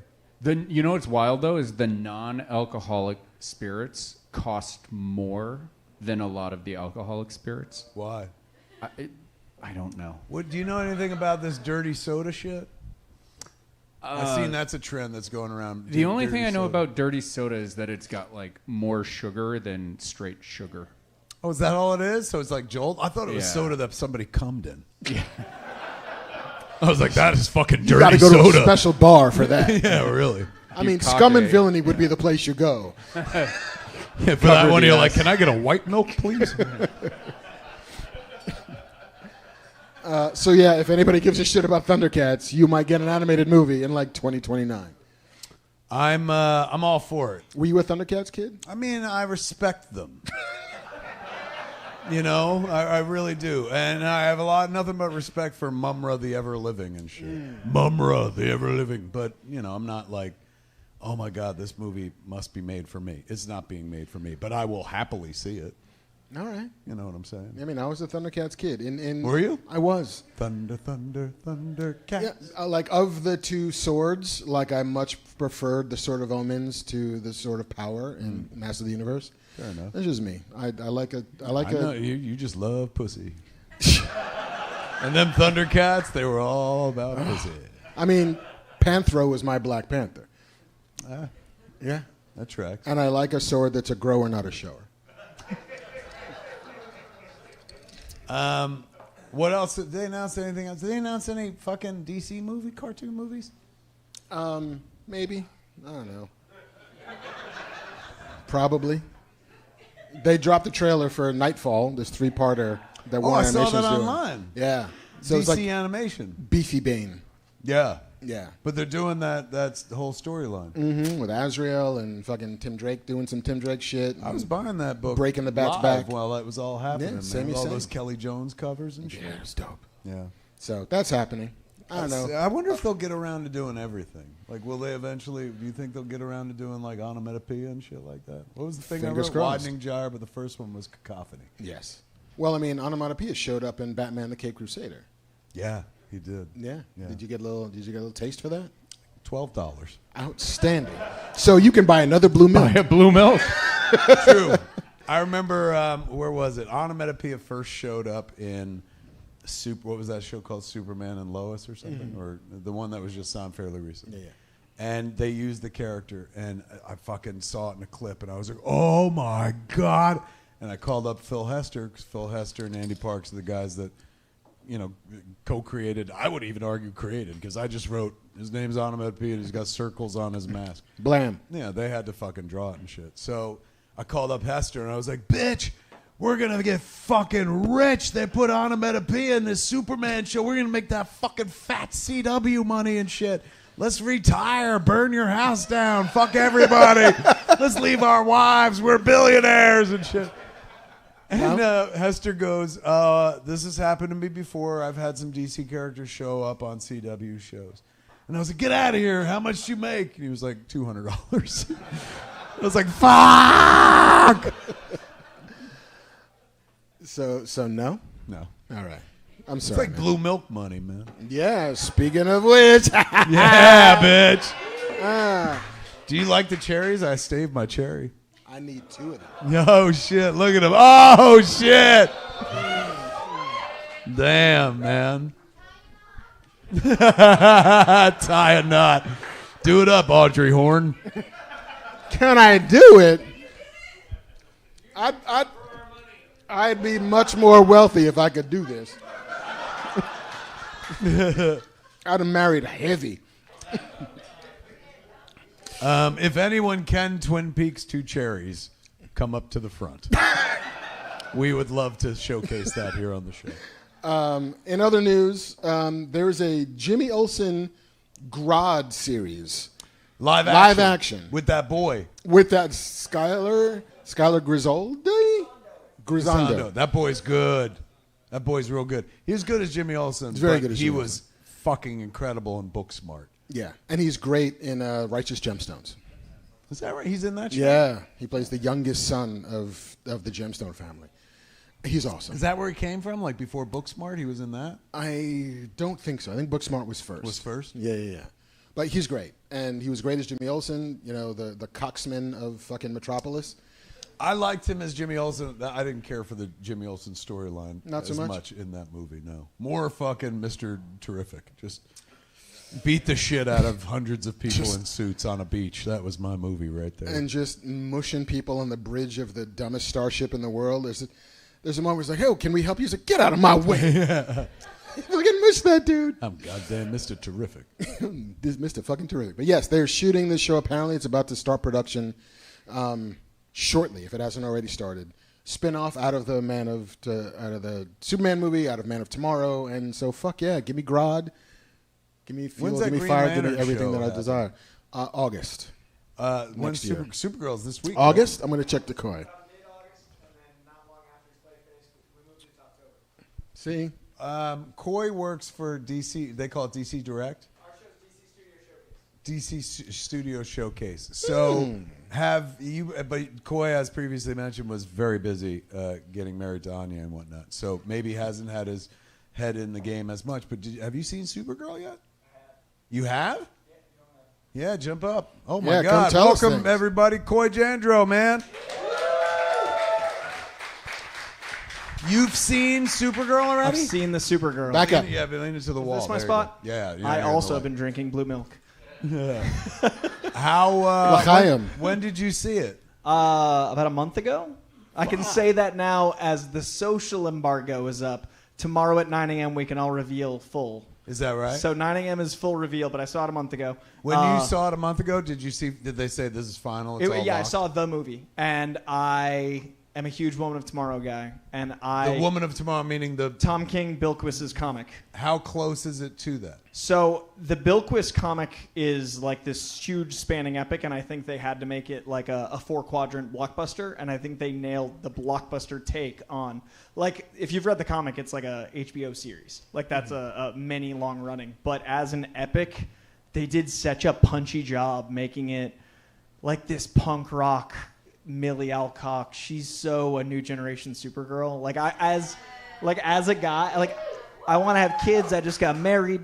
And the whole time I was thinking, like, I can't wait to have my kids know this Supergirl. Right. And it was the first time I watched a movie as a soon-to-be-married man to think of my kids. And so I saw Superman, and I was thinking, I finally have a Superman that this is how I see him. Like, David Cornsweet is... I agree with you. I think he's 100% Clark Kent and Superman. Like, it was surreal to watch it. Even... he's just shy of a Kurt Swan Spitz curl. Yeah. He is the genuine article, and that does not take away from any other Superman. I don't want the Snyder Bros coming after me and shit. I thought Henry was wonderful too, and of course Christopher Reeve is the gold standard. But for the dude who has to like put on the cape now, you couldn't find a better, more kinder fucking heart. Even in the trailer for Supergirl, like when he's talking to Kara and he's saying like, you know, I'm just worried you're not finding your stride here, Kara. Like he sounds the way like you would think Superman sounded, or he sounds very Tim Daly. I thought Tim Daly did a really wonderful job voicing Superman for years. He's the Kevin Conroy that doesn't get quite the flowers he that he should. He really does, man. And he was at a con. I was at Washington Summer Con this weekend, and he was there. And I wanted to bomb over, Bib, like to say not so much that, but I wish I'd thought of that to be like, bitch, you are the fucking Kevin Conroy who don't get the respect and shit. And I'm sure he'd be like, who are you? I wrote Superman at a time. Yeah. But Kevin Conroy's the Tim Daly who gets all the respect. That's right, yeah. But Cornsweet to me was the actualization of all of my like daydreams, and it was really surreal to watch a movie that kind of actualized what I thought could never exist. And like he stole my phone at the premiere and took selfies with my dad. Because like my mom wanted a picture and he clocked that my dad wouldn't ask, so he took my phone and like ran away to paparazzi my dad. Like that's a Clark Kent move. That's And then, like, easy to see why he's your favorite Superman. Yeah, like and then Millie Alcock to me felt like that for Superman. So to not ruin any embargoes, since I can't speak to the film as much, Millie Alcock is as much this Kara as Corn Sweat is, and Lobo like. How many kids thought we'd ever have a guy that read Wizard Magazine play Lobo? Like, Momoa geeked out to Wizard Magazine on an interview and lost his mind and just has waited his whole career. Like, Khal Drogo was just, like, pacing himself. So, like, it's so funny to watch a guy that's, like, 7 foot tall be like, this is everything I've dreamed of. Nothing else matters. And you feel it on screen. Like, the whole movie is that. It's fucking nuts, man. Like, he was a wonderful Aquaman. Don't get me wrong. But, like, that dude was born to play fucking Lobo. He was playing Lobo as Aquaman. It's fantastic. He was. It's fantastic that he actually got to do it. And that we're actually, I mean, it's not the first time they've done Lobo in the media. They did it on that Krypton show. Yeah. They did a version of him and stuff. And, of course, we've seen him in the animation. But this is like when Harley Quinn, you know, was in Suicide Squad. The rest of the world is now going to discover Lobo if the movie fucking does well. How is the movie tracking? It's tracking strong. It's tracking, I think, like 70, 80 million opening. Is that where it's at? It's tracked higher every week, and that's not common, especially between Toy Story and like leading up to Spider-Man. So it's been, you know, a lot of like, okay, what's the week? But Supergirl experience has been like everyone word of mouth's helping. It's one of those things where the tracking, and I remember seeing this with Black Panther, where the tracking improves every week because they for reasons that I can't put a finger on, under-track movies featuring people of color or women. Like, the idea that, like, wait, you mean that more than half the population might like a Supergirl movie seems to be news? And so every week it's like, oh, well, 60 million, 70 million, 80 million. Turns out 95 million, maybe. Who can tell? I started my review with I've never been a little girl, and every fan on the internet was like, oh, what's it like for men to watch the movie? And it's really interesting how, like, there's an automatic defensiveness. And, like, Supergirl's coming out of the gate at a certain, like, poise, and Millie's had to deal with that this whole press tour. It's so interesting to watch that even in 2026 for this girl. Did you say you fucking began with I've never been a little girl, but... Yeah, I basically wanted to... Don't fucking sell yourself short, Corey. You have been a little girl. Yes, you have. There were those years. Man, I saw you. I saw a little girl melt before his bride. You were 3 feet from the most little girl. Oh, my God. Kevin saw my vows from 3 feet away and me just be the closest to a little girl I've ever been. It was both of them. It was really and sweet. Also, they came up with their own fucking with vows. the cranberries. Did you ever on write your own vows when you got married? I didn't. I just said the usual bullshit. Yeah, I didn't have a fucking... These cats actually like meant something to each other. And shit. Listen, I write for a living, man. I don't need to write for fun. It's kind of the way I felt. You want me to write these? My wife was like, here's you my want to write rate. vows? I was like, look, I don't get out of bed for less than $250K. This is a writing gig. You got to pay me. The guild won't let me write my own vows. Yes. I stood behind the WGA. I was like, I can't write my fucking vows. Yeah, listen, to have and to hold is fine. I don't need to rewrite this. I will say that she got Kevin tears. I was very proud. I saw from afar. We watched the replay, and I was like, that is an invested. But yeah, the cranberries was on. She went first. You had to follow, and you did well. But fucking, you know. I know my place. You're right. That's exactly it. Listen, man, you don't know what the future will hold. Did the heavy lifting. You can still be a little girl if you want to be. Yeah, it's not too late. Supergirl 2, as a little girl. As a little girl. I'm gonna while I'm on this mic, I do want to say I think that Days of Future Past, as a nerd waiting for that comic my whole life, dude. The blending. You're a Mallrats kid. I'm the though. most specific audience. Coy is a big Mallrats fan, and that book is very steeped in Brody Mallrats. Bruce and Deadpool are in a frame together, man. Like my boys. So I just want to, while on the mic, to the YouTubes. I honestly have never felt as validated since the moment Mallrats got the acclaim it deserved, man. So to see it sell out. I'm a big fan. I love it. I love the book. To give you the the could flowers. Tell I enjoyed writing it and shit. To the whole third act of like self-fulfilling prophecy from the Stan Lee days, man. It's actually one of those comics that I remember putting down and knowing that it put 37 years in perspective, man. It's such a special book, and everyone that hasn't gotten it yet, it's sold out. Go get round 2. It's so special, man. There was I saw some site. There were a bunch of people like. It was the Bleeding Cool site where they put up the sales info and stuff. where we opened at number 7. Yeah, which was really fucking pretty amazing. So in the comments section, there were some people there was one retailer who was just like, I don't know if any of these figures are accurate, man. So he went through like the top 10 books and how many of them were still on the shelf at his store. So the number 1 book of the week was Absolute Catwoman. Catwoman always, yeah. So he was like, Absolute Catwoman, ordered 200, 180 still on the shelf. Then he went down the list. Number 7 was Jay and Silent Bob, Jays of Future Past. He goes, Jays of Future Past, ordered 0. You know, and fucking, so he didn't sell any and shit. And he seemed to be proud that he didn't order any and shit. And which I'm like, God bless, but like as a retailer, like, I fucking sold a lot of that book. House of Secrets sold out. Golden Apple sold. I can vouch for LA, and man, it deserved to. So. Golden Apple's got a bunch of books that Ryan just dropped off to me. In fact, a shout out to Golden Apple because I stopped there before I came here, and they gave me, or I bought the Bizarro issue 2 that I was showcasing here. But I just signed 2 boxes of Jays of Future Past for Golden Apple. So if you're in Los Angeles, you can roll by there and get them.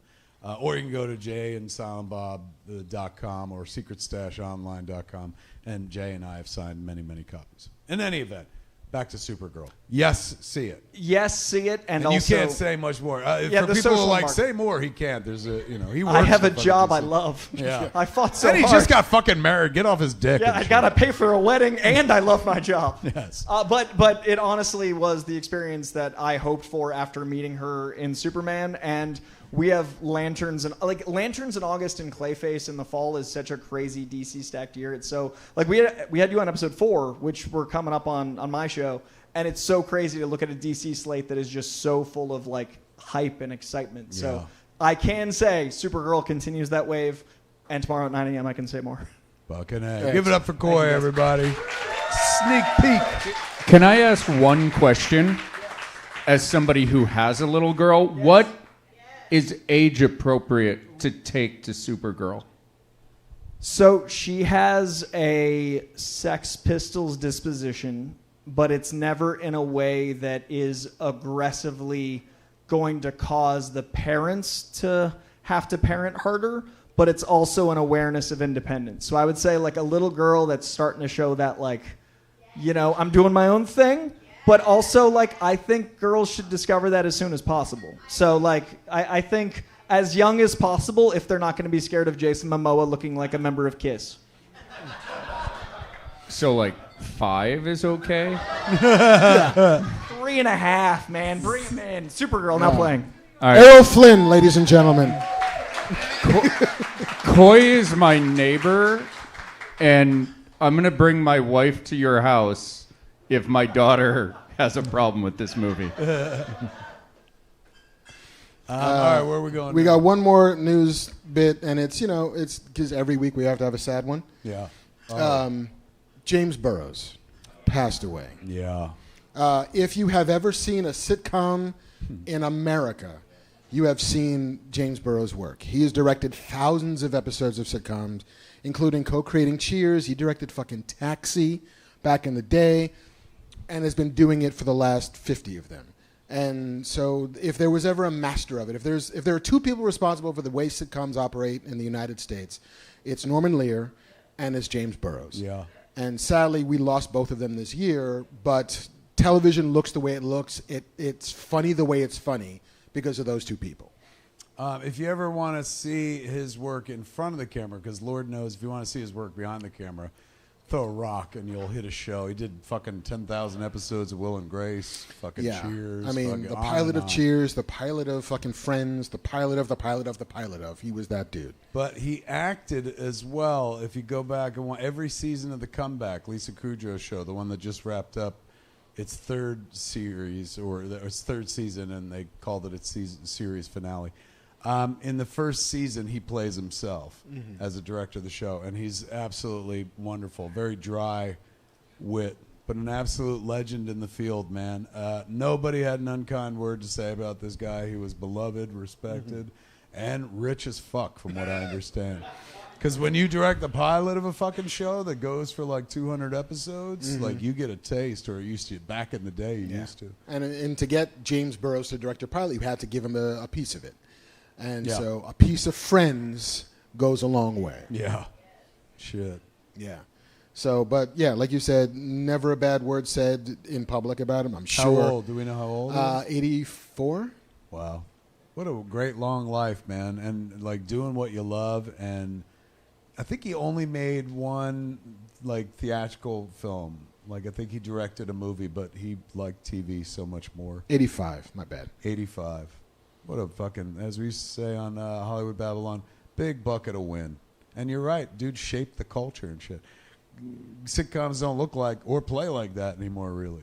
Yeah. You know, Ricky Gervais, I guess, would be the next guy that shaped the culture because now everything looks like an episode of The Office. Yeah. But Yeah. back then, this was a 3-camera, 3-act structure, classic sitcom format. And yeah, he was an absolute maestro. Give it up for the great James Burrows.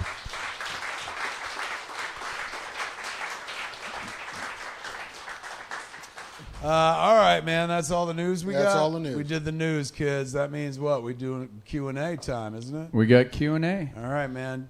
Banff man, the proprietor of this here bar has picked some questions for us to read. And if I ain't saying shit, so I'll get another blue milk. Mark got 2. What the fuck, man? You just got to ask, baby. It's all that fucking black privilege you got. You know? I finally found it. I get the colored milk on demand.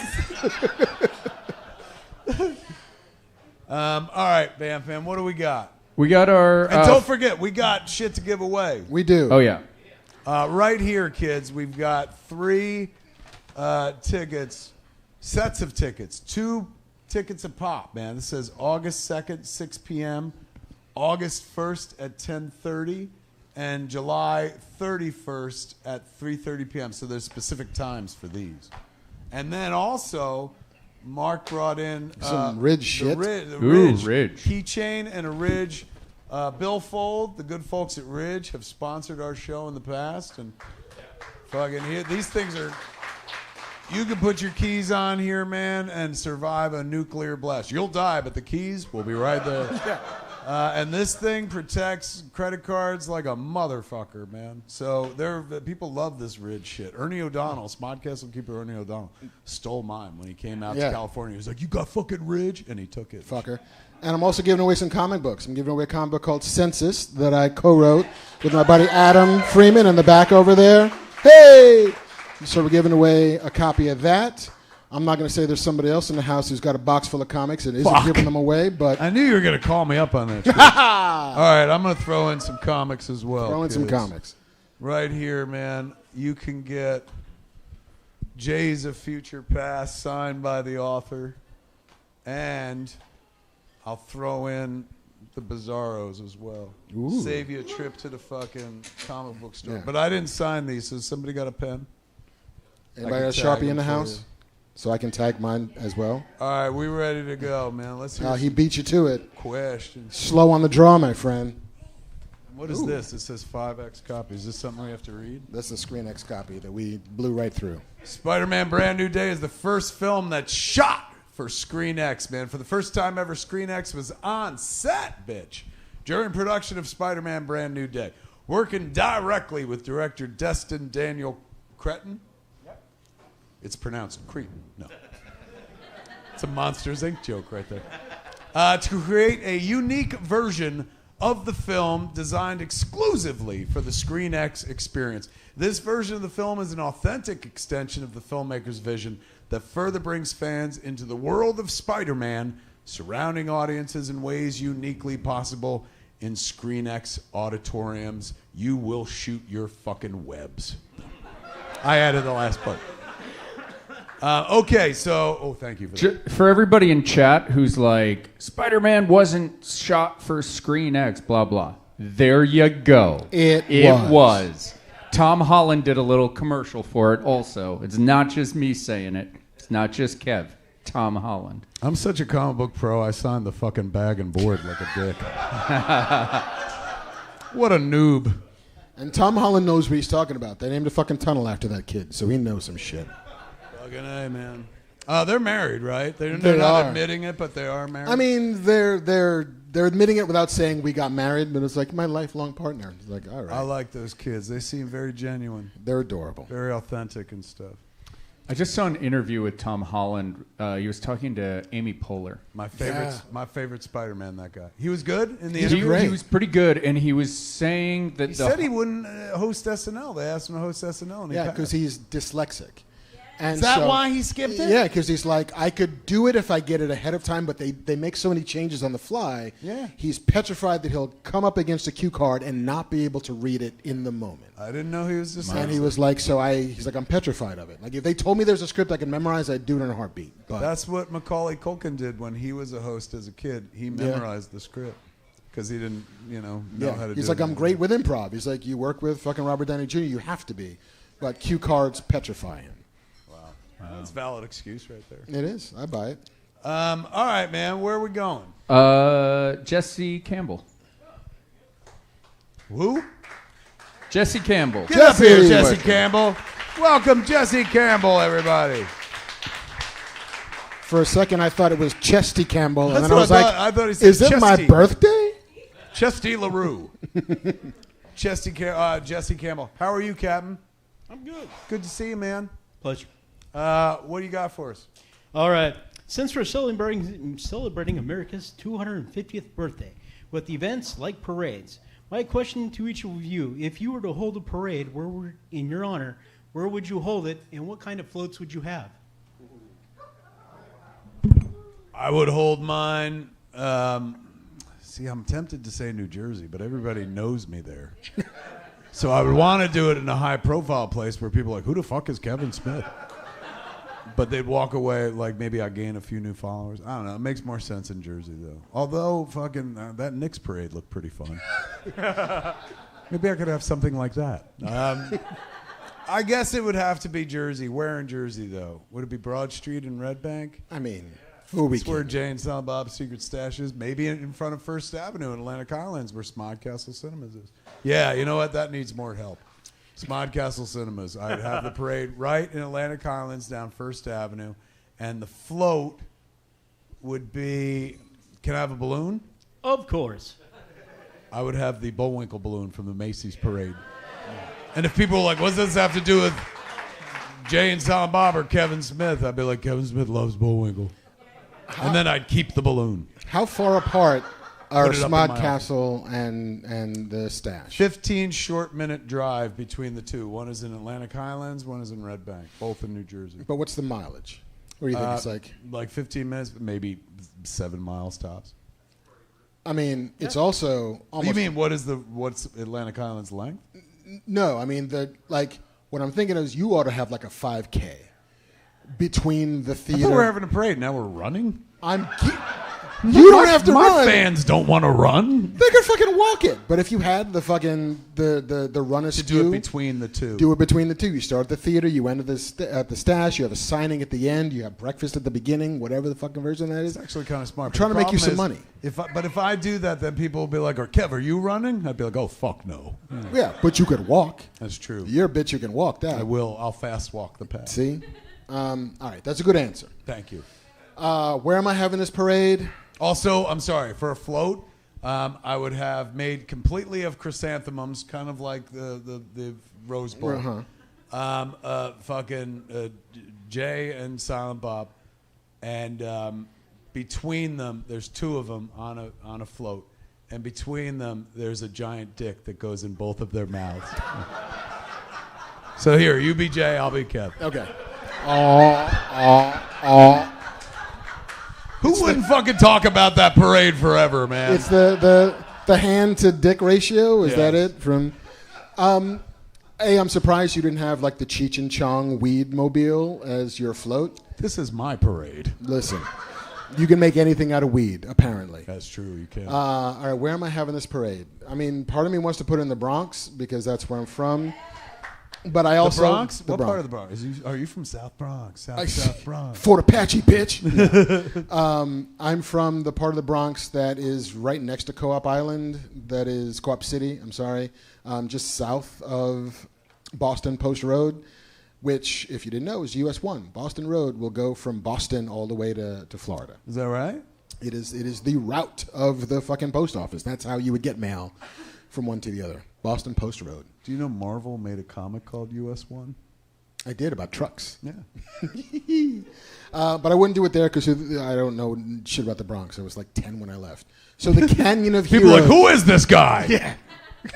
The Canyon of Heroes in New York, which is where they just had the fucking Knicks parade, is where I'm having my parade. I saw an image of that shit, like where like they were just slow rolling down, fucking, and they reached a cross street, and so you could see down the fucking lane, just a sea of fucking bodies. Yeah. Nobody beating each other up. Everyone just fucking like happy to be there celebrating fucking a local sports team of some note.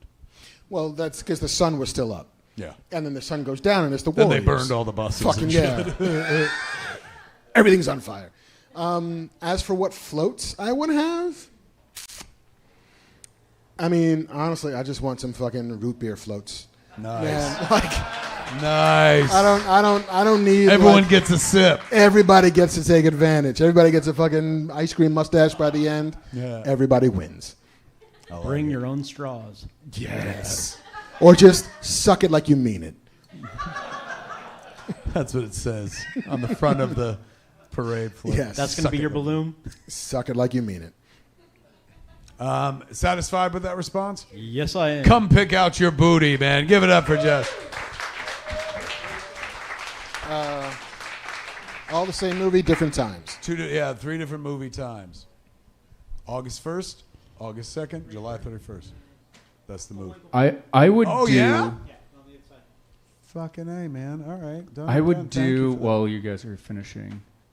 Northbrook, Illinois, which is where I grew up, better known as Shermer, Illinois. That's A- Shermer right A there. float down Shermer Road with German people in lederhosens Oh yeah, and Matthew bitch. Broderick singing "Twist and Shout." Oh fuck, man. Donka Shane first though, then Twist and Shout. Fuck, Yeah. that's awesome. Man. Is that on Upper Wacka? Upper Wacka Drive? No, Wacka. man. That's Wacker's in the city and shit. He's talking Yeah, about the burbs. I grew up off Shermer Road, so like Did I you really? want it going right by my old. So house. that parade was not in the fucking city, or is that That you just parade wanted? was in the That city. parade I was just in the wanted Right. city. I'm like, what the fuck are we Bring it talking home. about? He's doing it in his hometown. Yeah. Yeah, sure. Blue Is Mill. that- parade. You know what? You're starting to get a little belligerent with those blue mills. Blue Mill. You're like, fuck this parade, piece of shit. Where's White- your fucking Nazi parade? Illinois Nazis. I hate Illinois Nazis. There's one thing I hate. It's Illinois Nazis. What was that parade in Ferris Bueller? German Day I mean, it or must have something? been German Day. Wait, you got a German Day parade in Chicago? So you- just Nazis? I don't know. Do you know that? What was? Somebody look it up real quick. What was that parade? I mean, meant to listen, be? like New York has a parade for every stripe, so Bro, I'm sure. I was fucking in New York. Oh shit, I could talk about shit. Remember, you were like, "What'd you see?" And I was like, Yeah. "I didn't see shit. I saw some shit." I was in New York when I went back on June 10th. We did a signing at Jay and Silent Bob's Secret Stash. Me and Jay of Jay's of Future Past. Then I went into the city for Yeah? 4 days. I saw Rocky Horror Picture Show with Juliette Lewis, and it was crazy. After the show, I was like, "Hey!" and I was talking to her, and I realized I hadn't seen her in 20 fucking years since we did Catch and Release together and shit. But she was fucking fantastic. Yeah, isn't it a sweet movie? She's so great in it. But she was fantastic. She played Magenta. Whole fucking production was great. What's the dude's name playing Luke Evans? Oh. He was fucking fantastic as Frankfurter. The whole production was wonderful. Then the next night, the Knicks were playing this, but over Spurs. in Texas, I guess, because they weren't in New York. But everyone in New York was watching the fucking game on outside and shit like that. So because everyone likes sports so much, easy as fuck to get tickets to a Broadway show. So I got 2 fucking second row seats for Little Shop of Horrors at the West Side Theater. Wonderful fucking production, man. So what was the first one you saw with Juliette Lewis? Rocky Horror Picture Rocky Show. Horror, okay. So it was a weekend of horrors. Ah. Rocky Horror Picture Show and Little Shop of Horrors. Both fantastic shows worth fucking seeing, man. So while I was there, after we left Little Shop of Horrors, we walked from the West Side Theater. Our hotel was over on, what was it, 43rd or something like that? So we walked right through Times Square. And generally speaking, I just kind of, fucking walk ahead and don't really fucking look around and shit. At one point, Jennifer's like, stop! And I turned to see what she was in, and she was like, take a picture. And we took a picture. It's 40,000 fucking people in Times Square. I hadn't even noticed. Like, there's always people in Times Square, but it was fucking thick as a dick. People everywhere you fucking looked and shit. And we were surrounded by humanity. We got back to our hotel. We went out, got into our pajamas and shit. Sitting on the balcony, having a smoke, man. And I don't fucking watch sports, so I didn't know when the game was ending. But I heard when it ended, because we were outside Manhattan. There's the din of the city, like city never sleeps, so you always hear fucking just the sound of the city. And then fucking, honestly, it sounded like everyone in the city saw Galactus coming. Because you just suddenly heard, wah! Like everyone reacting, and I was like, what the fuck? And Jennifer's like, the Knicks just won. I was like, holy shit. And it stayed that loud until 6 a.m. Like fucking, I eventually went to sleep. Jennifer's like, how can you fucking sleep through this? All night long, people were just fucking screeching at the top of their lungs. It never fucking stopped. That's a city that likes its sports team. I'll tell you that, man. It's a city that also likes to win after not having won for a while, because the Knicks sucked. Let me tell you, half ain't a nobody century. happier on this planet right now than Spike fucking Lee. Dude, like, I'm pretty sure he also got a ring and a key to his city. Did he get a ring? I think they'll break one off for Spike. Yeah. He got a ring. I mean, he was on the fucking floats. Was he? Yeah. I heard Ben Stiller's doing a documentary or something. He and is. I'm like, why isn't fucking Spike Lee doing that documentary? White privilege.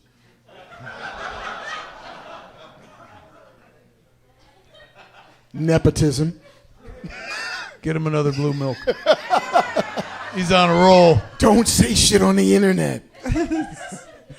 All right, what else we got?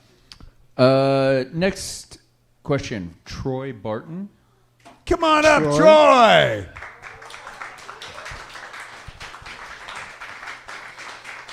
Troy Barton on the Pork Chop Express is talking to anybody who's listening. JC, I ain't telling you how to run your bar, but I haven't had a blue milk in like 10 minutes. And I'm right at that point, man. You know what I'm saying? A couple more sips, I'm going to start swinging. Like I just Swinging dick. Yeah. Hey, Troy. I just don't know what he's gonna say if he doesn't have a blue milk. Yes. It's going to get weird. What's your name again, Captain? Troy Barton. Give it up for Troy, everybody. Troy's got another question. He's got a question for us. Troy, we got 2 packets here. One with the August 1st, 10:30 p.m. Screening tickets. One with 6 p.m. screening tickets. I'm just going to take the comics because I live in Orange County and I run a bar myself and World Cup is going on, so I will not be able to make you gotta any make of that it. money. Hey, look at that, man. All right, so we'll have bonus tickets. I took the World Cup off today to come see you guys for the Did last time you? in this bar. Who's Well, playing thank you. tonight? Someone I don't know. Fair enough. Countries that aren't America. Oh, my God, thank you so much. Not so No. much. There's not some dude in the corner just going, go! In this place, it's usually like, nobody move, the Quidditch Cup is on. I will say this. England was playing Ghana this morning, and I left to come here from Orange County to be here God for damn it, man. That's the second time I sipped on a fucking non-straw.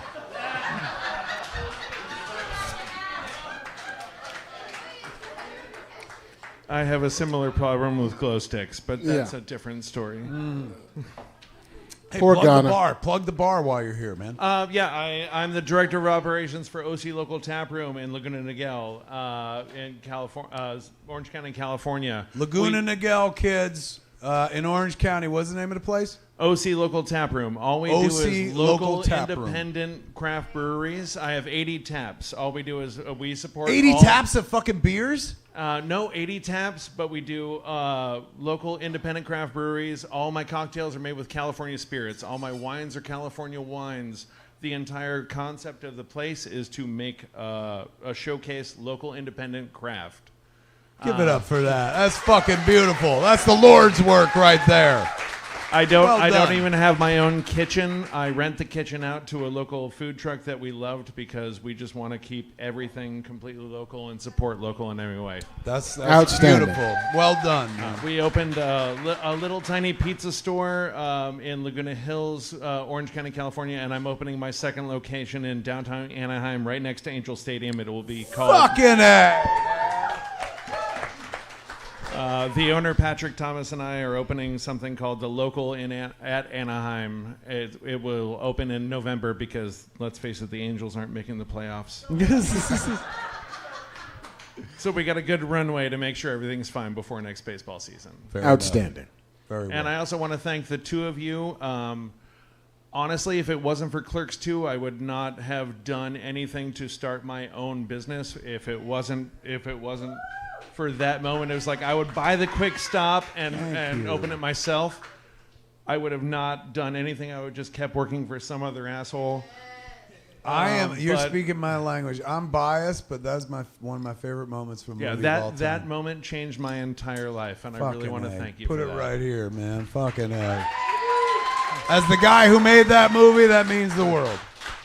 All right, fire away, Captain. Oh, and one more thing. Oh, okay. At one point in time, I was at a San Diego Comic-Con, and there was a beautiful black gentleman walking across the way, and I said, "Hi, Marc Bernardin," and then got really quiet, and Marc Bernardin just kind of went the best Lando version of, "Hey." And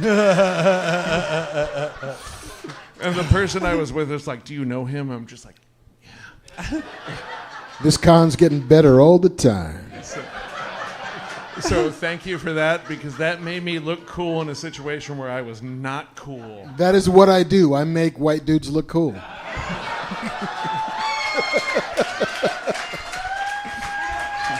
Facts. All right, so with Father's Day that has just passed, and we have members of the Dead Dads Club, we meet on Thursday. Pour one out for our fucking pops, man. Who is your favorite and least favorite father in nerd culture? Ooh. Wow. what a And great what question. father do you wish did the job differently? Oh, shit. Wow, you go. My favorite pop culture dad, I'm not sure if it's nerd culture or not, but there's a moment in Jaws that I love so deeply. And it's just a moment where Roy Scheider, as Chief Brody, is sitting at the kitchen table, had the worst fucking day of days possible, and he's just sitting there looking forlorn, and his son comes and sits opposite him, and his son just looks at him, puts his hands, and then Dad is like, does a little hand thing, makes the scared face, give us a kiss. It's like, why? Because I need one.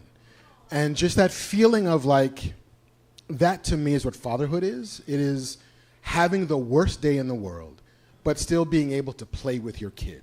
Because play is what heals. Play is what connects you. Play is what leavens what is heavy. Play is the thing that bonds us all together. And just that moment, which has nothing to do with the rest of the movie. It is just literally, apparently, Spielberg was sitting at that table, Roy Scheider sitting there and the kid, and that is just improvisation. That is just Roy playing with that kid. Ends up in the movie because it's such a beautiful scene. And like, yeah, sure, fucking Richard Dreyfuss is going to come in, they're going to talk about shark shit, everything's fine. But that moment is this perfect, like, the burdens of being a dad being lightened by the burdens of being a dad. And so I just really, really love that little moment. And like, I went to the Jaws exhibit at the Academy Museum, which is gorgeous and wonderful, but doesn't have that, nothing attributing to that moment. And I was like, well, fuck this exhibit, man. Like, oh, you have an orca. That's great, but I need that. Tell me more about that. But that is my favorite fatherhood moment in a movie. In terms of dads who did it wrong, Anakin Skywalker. Like, Jesus. Like, A, don't acknowledge my kids at all. B, try to kill them at every turn. Feels like you don't get a card for that. Well, he also didn't know he had the kids. I was going to say that, but he was on a roll. Like, listen, And also, I don't want to back the bad guy, you know what I'm saying? Like, But yeah, he's got Fuck a point. these kids He I didn't don't know. He didn't know, sure, but like if he's force sensitive, he ought to know some shit. That's true. Good point. It's like, there's something familiar about that pilot. I don't know what. He sniffs like my jizz, so maybe I'll shoot him out of the sky. Let's see. My favorite pop culture dad? When I was a kid, I would have said it was Bill Bixby. People, let me tell you about my best friend. Courtship of Eddie's father. Those fuckers were close, man. I did not expect Bixby to be what came out of that. I was like, Cosby? I mean, My favorite TV father is Bill Cosby. I mean, sure, but okay. Let's see. You'd like to say like Thomas Wayne, but we didn't get to spend much time with him, and sadly, neither did Bruce.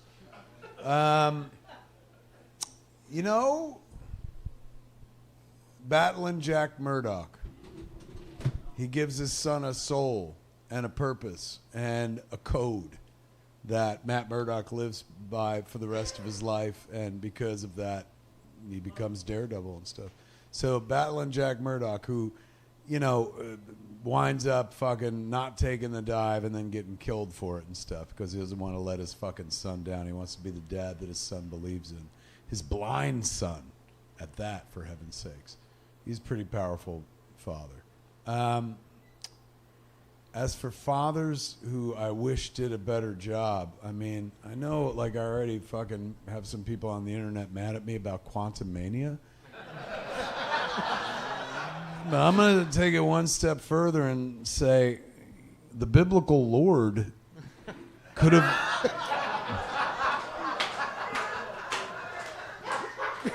done a lot more for his kid in the second book, man. Like,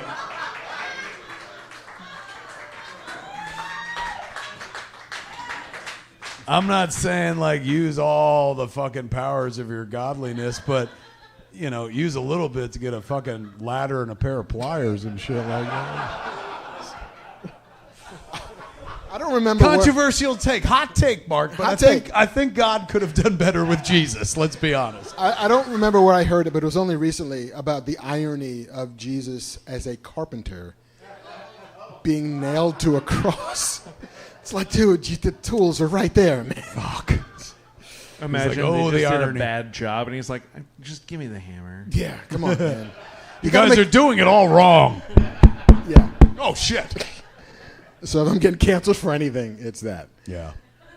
I'm going to let it ride there. You let it ride?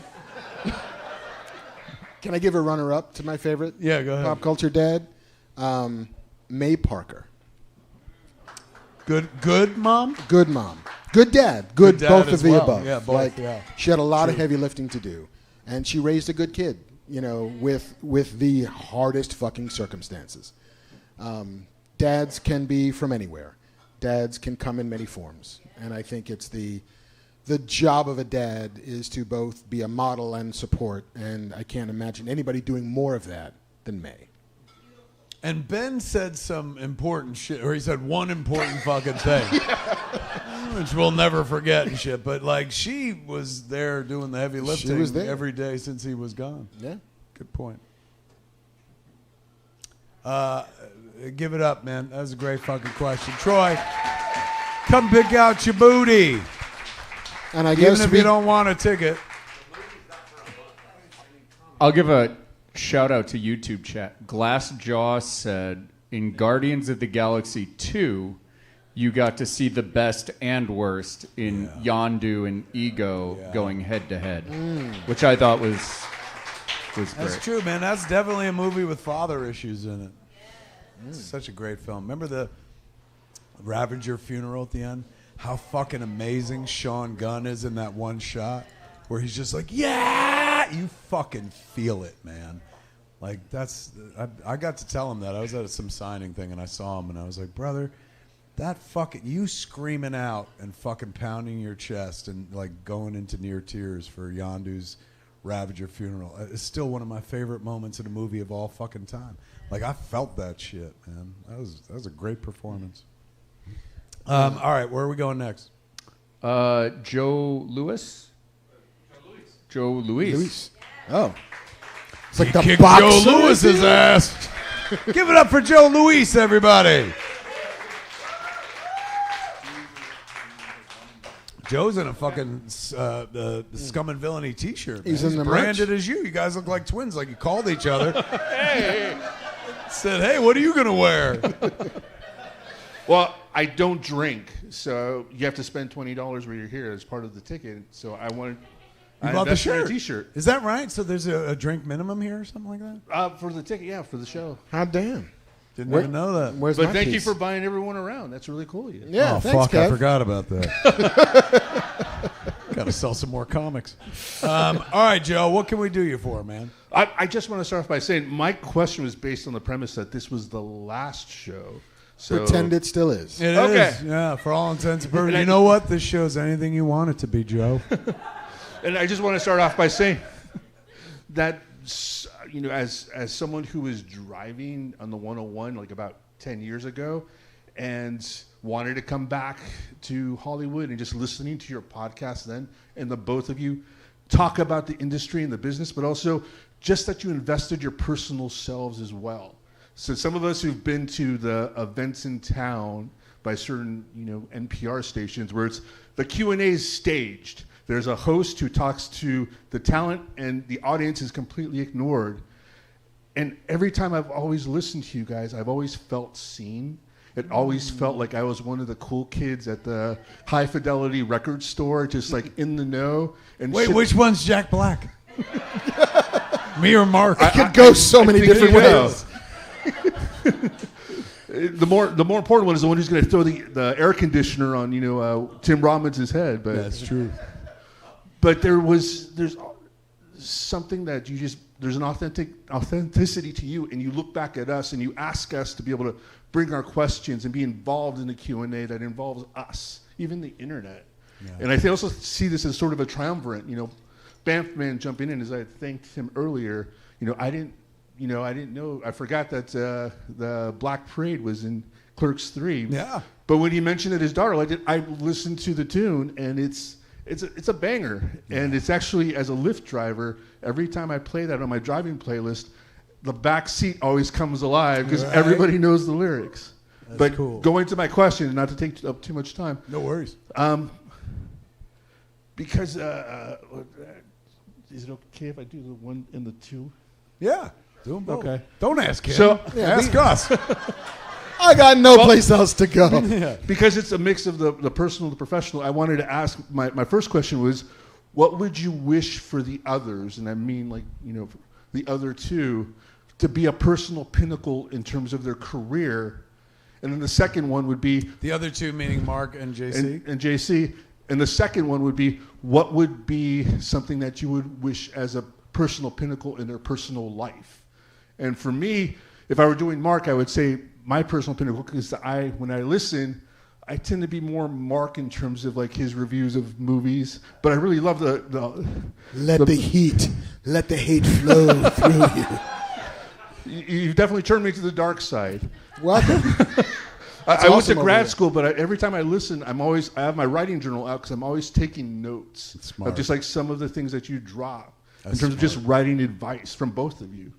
It's smarter to listen to him. He's very... But in terms of like if I were going to make a wish for you, you know, I want to see you as the showrunner of what your show would be. Well, ideally, I would hopefully be staffed on that show, but something that would win not only the Emmy but also the Peabody.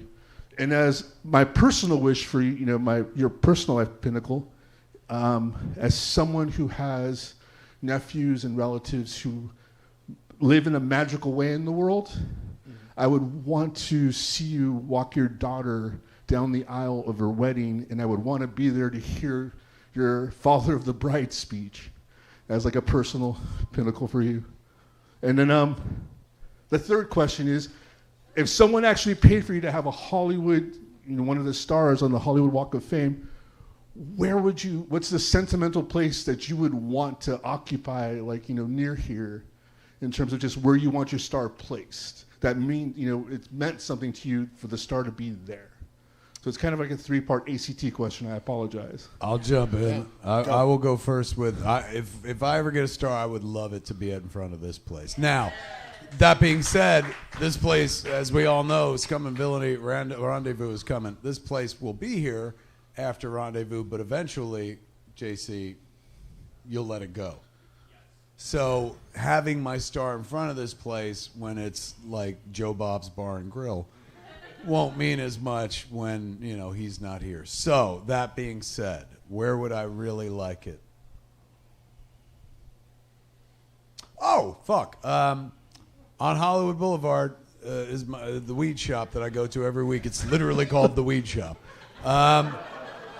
If it could be there, that'd be amazing, because then every week when I got 2 German Shepherds, and I put these pink harnesses that match their saddlebags, and I walk them down through the most treacherous neighborhood of Hollywood and pick up a criminal amount of weed every week and shit.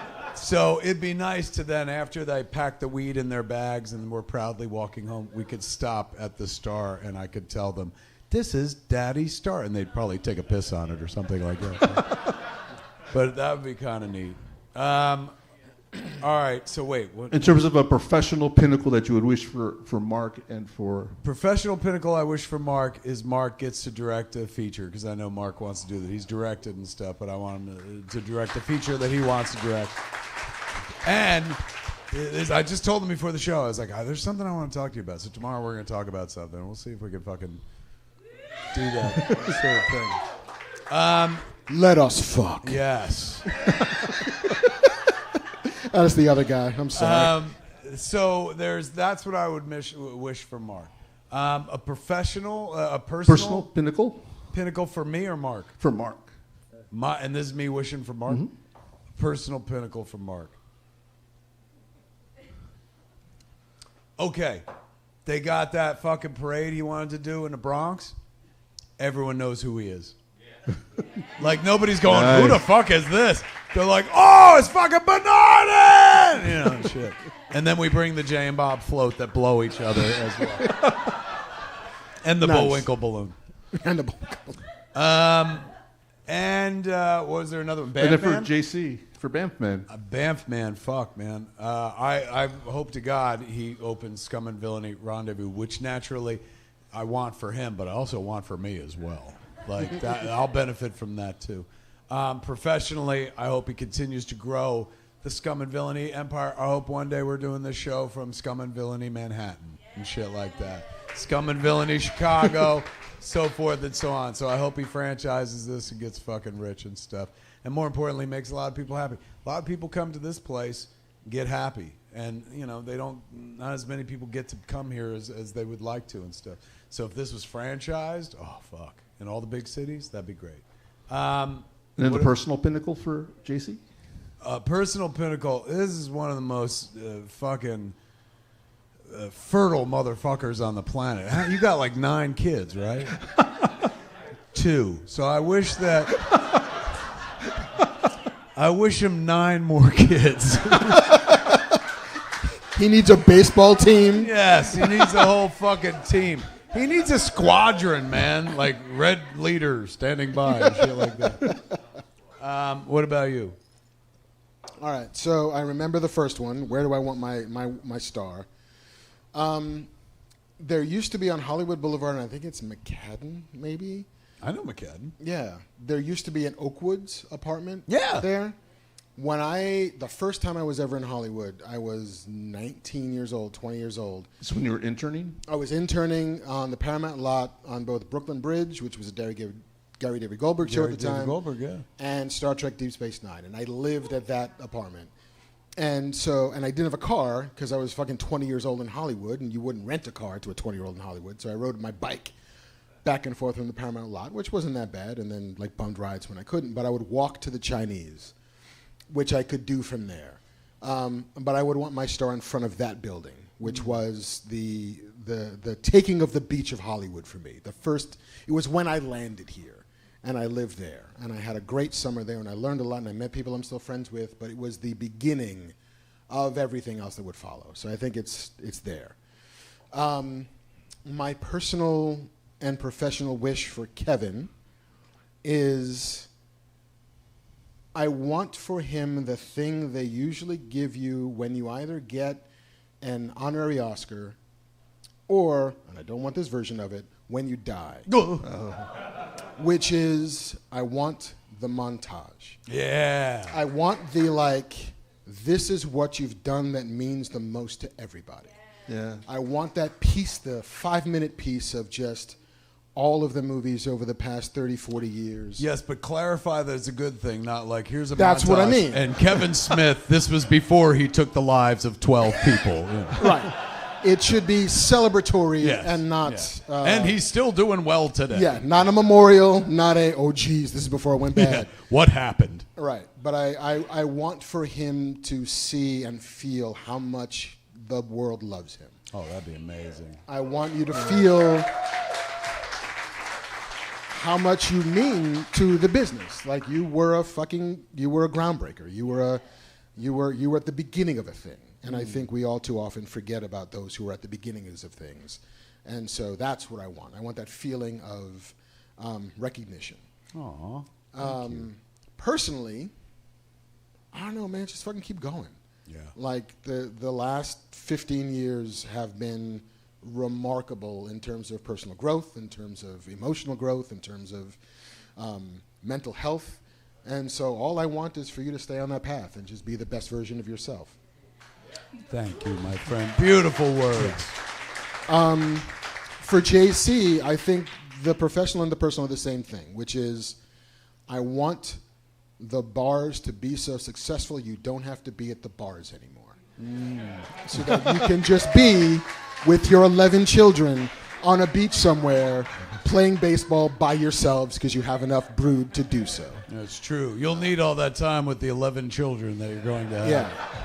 Yeah. Because I think that I don't remember where I heard this, but there was some parable, I guess, of, some dude who lived in Guadalajara who was like fishing every day and playing with his kids every night and having a siesta with his wife, and all he did was make tacos that people loved. And somebody comes to him and says, hey, man, you know what? If you just keep making these tacos, we could franchise. We could do this. We could do that, whatever. All so that you could eventually make enough money to retire and go to siesta with your wife and play with your kids and hang out at the beach. And so the idea of returning to where you're happy, and if success lets you get that again, then, just be so successful that you don't have to try to be successful anymore. And you can just enjoy what the world has to offer. Namely, your kids until they get too old and stop calling you. But if you're a good dad, they'll call you anyway. So, That's true. Nice. Before I hand the mic to JC, I would just ask... Hold on. That was a great answer. Give it up for Mark, man. I would just add, Kevin, the last time we saw each other was at Fonco Studios when you came through for David the Malshin's The Coffin Show. Yeah. And you always bring up the fact how the internet rags you. And I would just say this, and because you brought up the Bible, every saint had supposed sins cataloged to them by some motherfucker who suffered from hardness of heart. You're all heart. You always are. About the things that you're passionate about. And Mark is too. You bring that to this. Mark's all heart? Absolutely. I mean, other than that Masters of the Universe review, when? But he's like me. We go in wanting to love it. Yeah. And it's just the things that take away from our love of it. And that's what gets us actually more worked up is the passion of you want to fully embrace it. And it resists you. And it's like it doesn't want it be hugged. And or you can't find where to hug it at. But just that there's more of us who don't type as fast as the ones who are quick with their caustic wit. All right. Yeah, but thank you so much. Fucking all three beautiful of you. questions. Give it up for him. Excellent Thank job, you, Joe. man. Two different screenings, though. One package. Done and done. So this leaves this behind. I know. Well Thank done. you. Thank you. I for will say the kind chat words. room really liked Joe. Did they? Yeah. Look at that shit, Joe. Well, it seems we have a bonus set of tickets left to give We do. away. We still have a bonus set of Do we have another question we can ask? We can do that. I do. I have a backup. Ooh.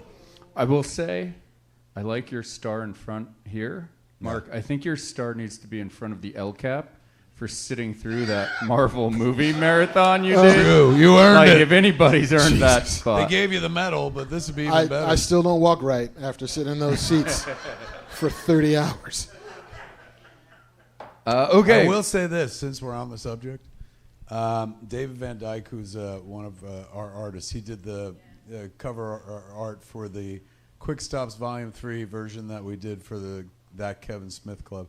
And he did the many Dantes cover of Quick Stop. Quick Stops Volume 2? No, 1, I think it was.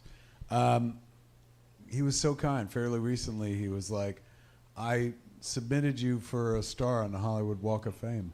And I was like, what? Why? And he's like, you don't have one yet. And I was like, well, yeah, but I don't have a lot of things yet and shit like that. But he was like, but I think you should. It's really fucking sweet. I don't know what happens. It's not like you're guaranteed you got to wait a long time and shit, but it was really nice that he actually put me in there. Awesome. I'm in the cement. Me and Jay are in the cement at Groman's Chinese Theater, which is something I fucking adore. And I have pictures of me fucking doing it in the house and stuff. But one day, I hope to get a star as well. I mean, not in the office, though. You put that shit out of the office to make room for Bullwinkle. Yes. Get the fucking rid of that. I was like, fuck Kevin Smith and his accomplishments. All right. What's the last one? All right, last bonus question Who is from Patrick M. Patrick, get up here, man. Patrick M, everybody. Did Patrick leave? Oh, Patrick! What you got, Patrick? All right. First of all, to preface all this, my friend Derwin DeLita here and we recently we took the opportunity to make a feature film. Fucking A, man. Give it up, everybody. That's hard.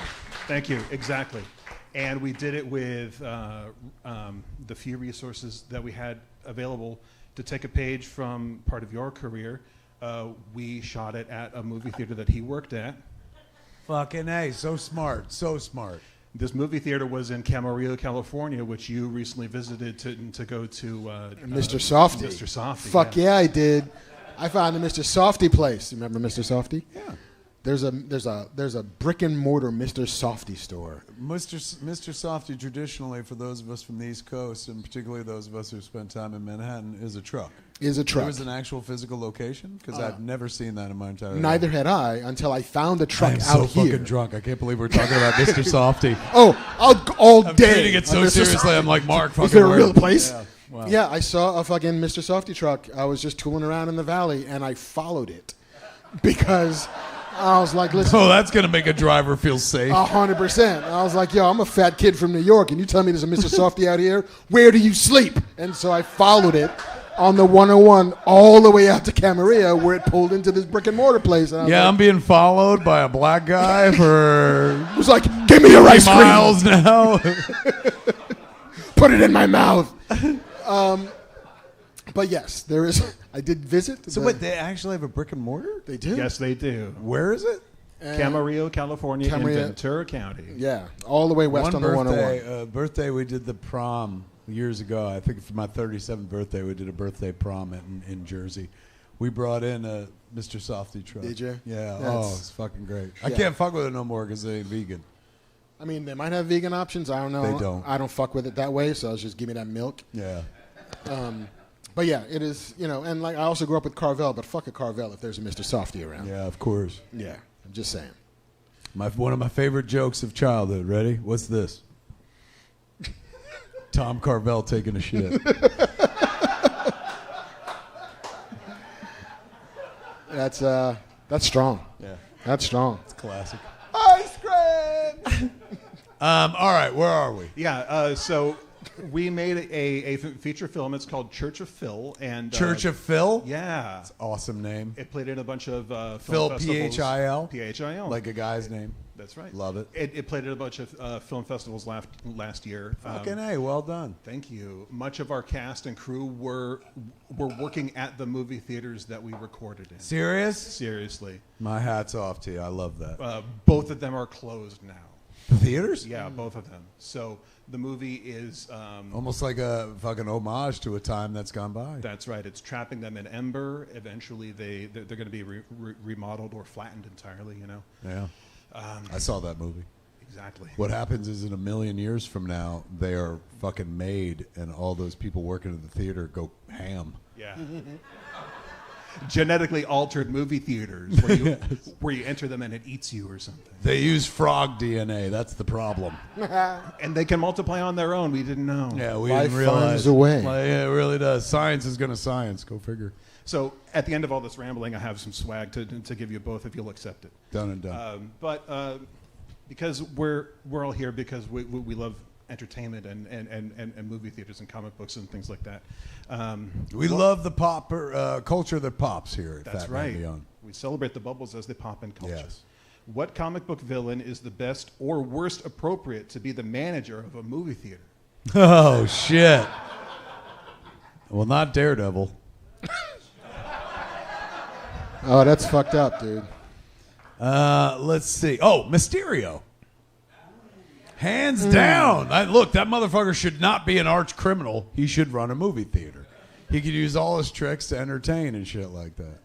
All the projectors he has at his disposal. Right? Absolutely, man. Fucking A. I'm very satisfied with that answer. I mean, Mark? you should be. That's strong choice. I'm going to go Clayface. He's an actor. He's got taste. He knows how to program some shit. I mean, death is on the menu, sure, but before he kills you, you're going to watch some classic fucking movies. Yeah. Oh, shit. Did we just literally answer that? What about you, Bam Man? Did we just kill the room? We just destroyed the vibe with Clayface. Sorry. Who would be... Movie theaters make their money on the concessions. So who's like the super villain that... Condiment King! Yeah, Condiment King. That's the guy. Like, who cares what's going on inside? Sell the fucking popcorn. That's true, man. That's the lifeblood of any movie theater is the fucking popcorn and the soda and shit. Nice. Or like Jean Grey, who can implant the desire to buy more popcorn in your head. It's like, you want the now and laters. You suddenly made me wish that mutants were real, just so I can make more money at my movie theater.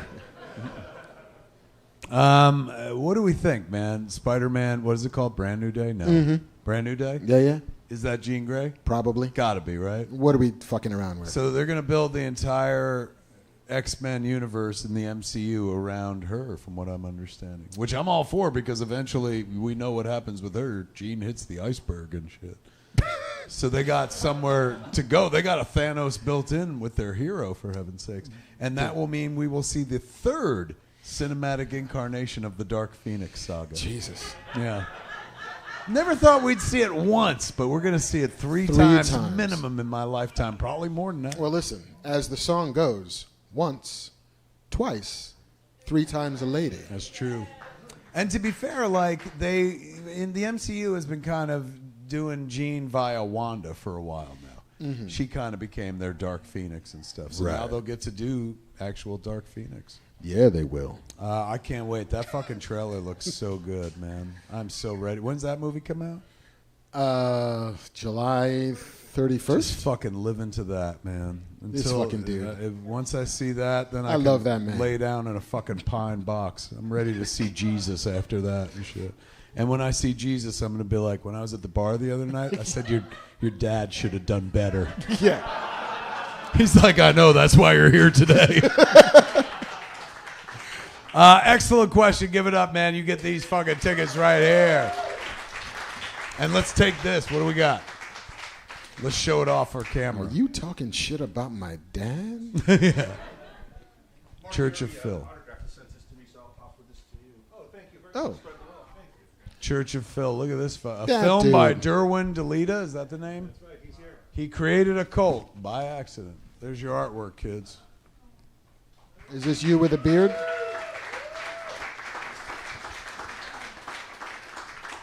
Making a movie's hard, right? Yeah. But satisfying as fuck. Very cathartic. Yeah. It's like sex. Well, thank you. It's hard but fun. So,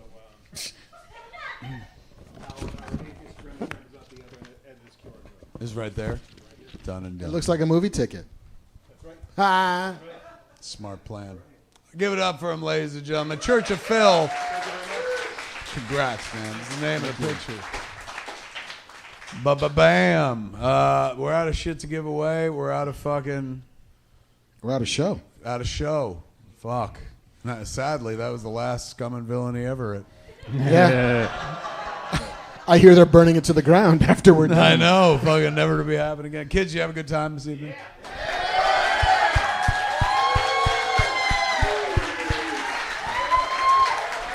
I cannot thank you enough for coming out tonight, but there ain't no place to do a show without the Scum and Villainy Cantina, and that don't happen without Bamping. Give it up for JC, everybody. I want to give a shout out. Today would have been my mom's 72nd birthday. Are you serious? So Pour we one lost out. her 9 years ago. It was 9 years ago? Yeah. My heart goes So out. shout out to my mom. Shout out to Mom. She made a great fucking son, and I'm sure she'd be proud of everything you do here and stuff. Let me tell you something, kids. There ain't no... If you like this fucking show at all, it's because of this guy over here. It ain't because of me, because I'm fucking drunk. It is... all that blue milk. I'm having weird thoughts. But thank God this guy right here, man, is the guy... This fucking guy. Oh, I love this man. Give it up for Marvelous Marc Bernardin, everybody. Thank you. And thank you to the boy in the booth, Andrew. Without Andrew, there ain't no show. Let Andrew know you love him. Give it up for Andrew, man. And kids, that is Fat Man Beyond for this week. For every week. For every week, for a while. For all weeks. We'll be doing this online, though. We'll still We be will. doing From shows. Vancouver, I can beam back in, and we can do shows. We can do the Marvel shit. We allegedly might be doing a show in Vancouver. We'll see what That's happens. true. Yes, we could go up and do the show at the Rio Theater. Yeah. I'll do that as well. Yeah, I'll book that show. And then there's a... Thank you very much. Jeez. Well done. There's a Comic-Con show, kids, coming up. 23rd of July. Thursday night? Thursday night. Month You go from to tonight. Is that right? Go to csmod.com right now and get tickets. We'll be at the American Comedy Club on Thursday doing shows. I'll be there Friday, Saturday doing shows. But Fat Man Beyond is Thursday night, so get your tickets right now, kids. Fuck it.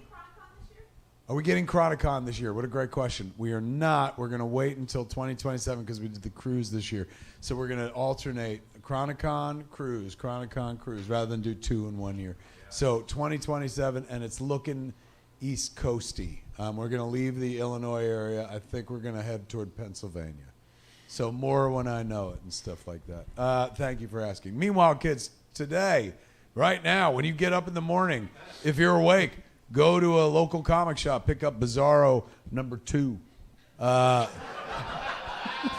A comic book by me and Eric Carrasco with beautiful art by Nick Patera. You can pick up a second printing of Jay's of Future Past as well from the good folks at Marvel Comics and stuff like that. And Yes, next Wednesday here in Hollywood, California, North Hollywood to be precise, Collector's Paradise, signing Saw Gerrera #1 from 5 to 8 p.m. So we'll be there like all night. And if you're in Tampa this weekend, I'm going to Tampa for 2 screenings at the Sunray Cinema, I think it is. Jay and Silent Bob Strike Back, I think it's Friday night. Dogma is on Saturday night. So you could roll up and check that out. It's in Tampa. Beautiful fucking art house theater. And then I'm heading up on Sunday to Smod Castle Cinemas in Jersey because we're doing a Watch with Kev Supergirl screening. I'm going to see Supergirl as well. And Melissa Benoist, who was Supergirl for like 6 fucking years, she gave me her outfit, not gave it to me, but she gave me the Supergirl suit to display in the store. Display in the store. I have worn it so many times. Pull that shit off. Oh my God, I feel like the Maiden of Might when I wear it and stuff. But in any event, we're going to bring it to the theater for that screening, and then it's going on permanent display at Jay and Silent Bob's Secret Stash in Red Bank. So on Sunday, if you're in the area, come on out. Nobody knows this. If you buy tickets for Supergirl, after Supergirl's over, we do a Q&A because we do a series called Watch with Kev, after which we watch a movie together, and then I do a Q&A for a movie I had nothing to do with. But afterwards, after the Q&A, keep it quiet. Shh. we're going to show Man of Steel.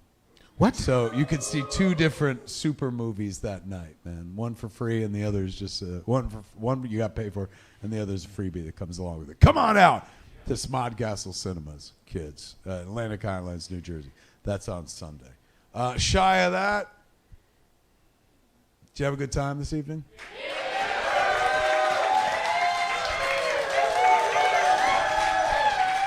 We cannot have a good time without that guy. Give it up for JC and his bar. Scum and Villainy Cantina. Go to scumandvillainy.com right now if you want to put some money into the rendezvous, man. We have no show without this genius. Give it up for Marvelous Marc Bernardin. Thank you, sir. I'm Kevin Smith, and this has been Fat Man Beyond. Tune in fucking next time, man. Same fat time, same fat channel. Smodcast.com or YouTube.com/Kevin Smith. Jeff's Kiss. Jeff's Kiss, all you bitches. Wow. This.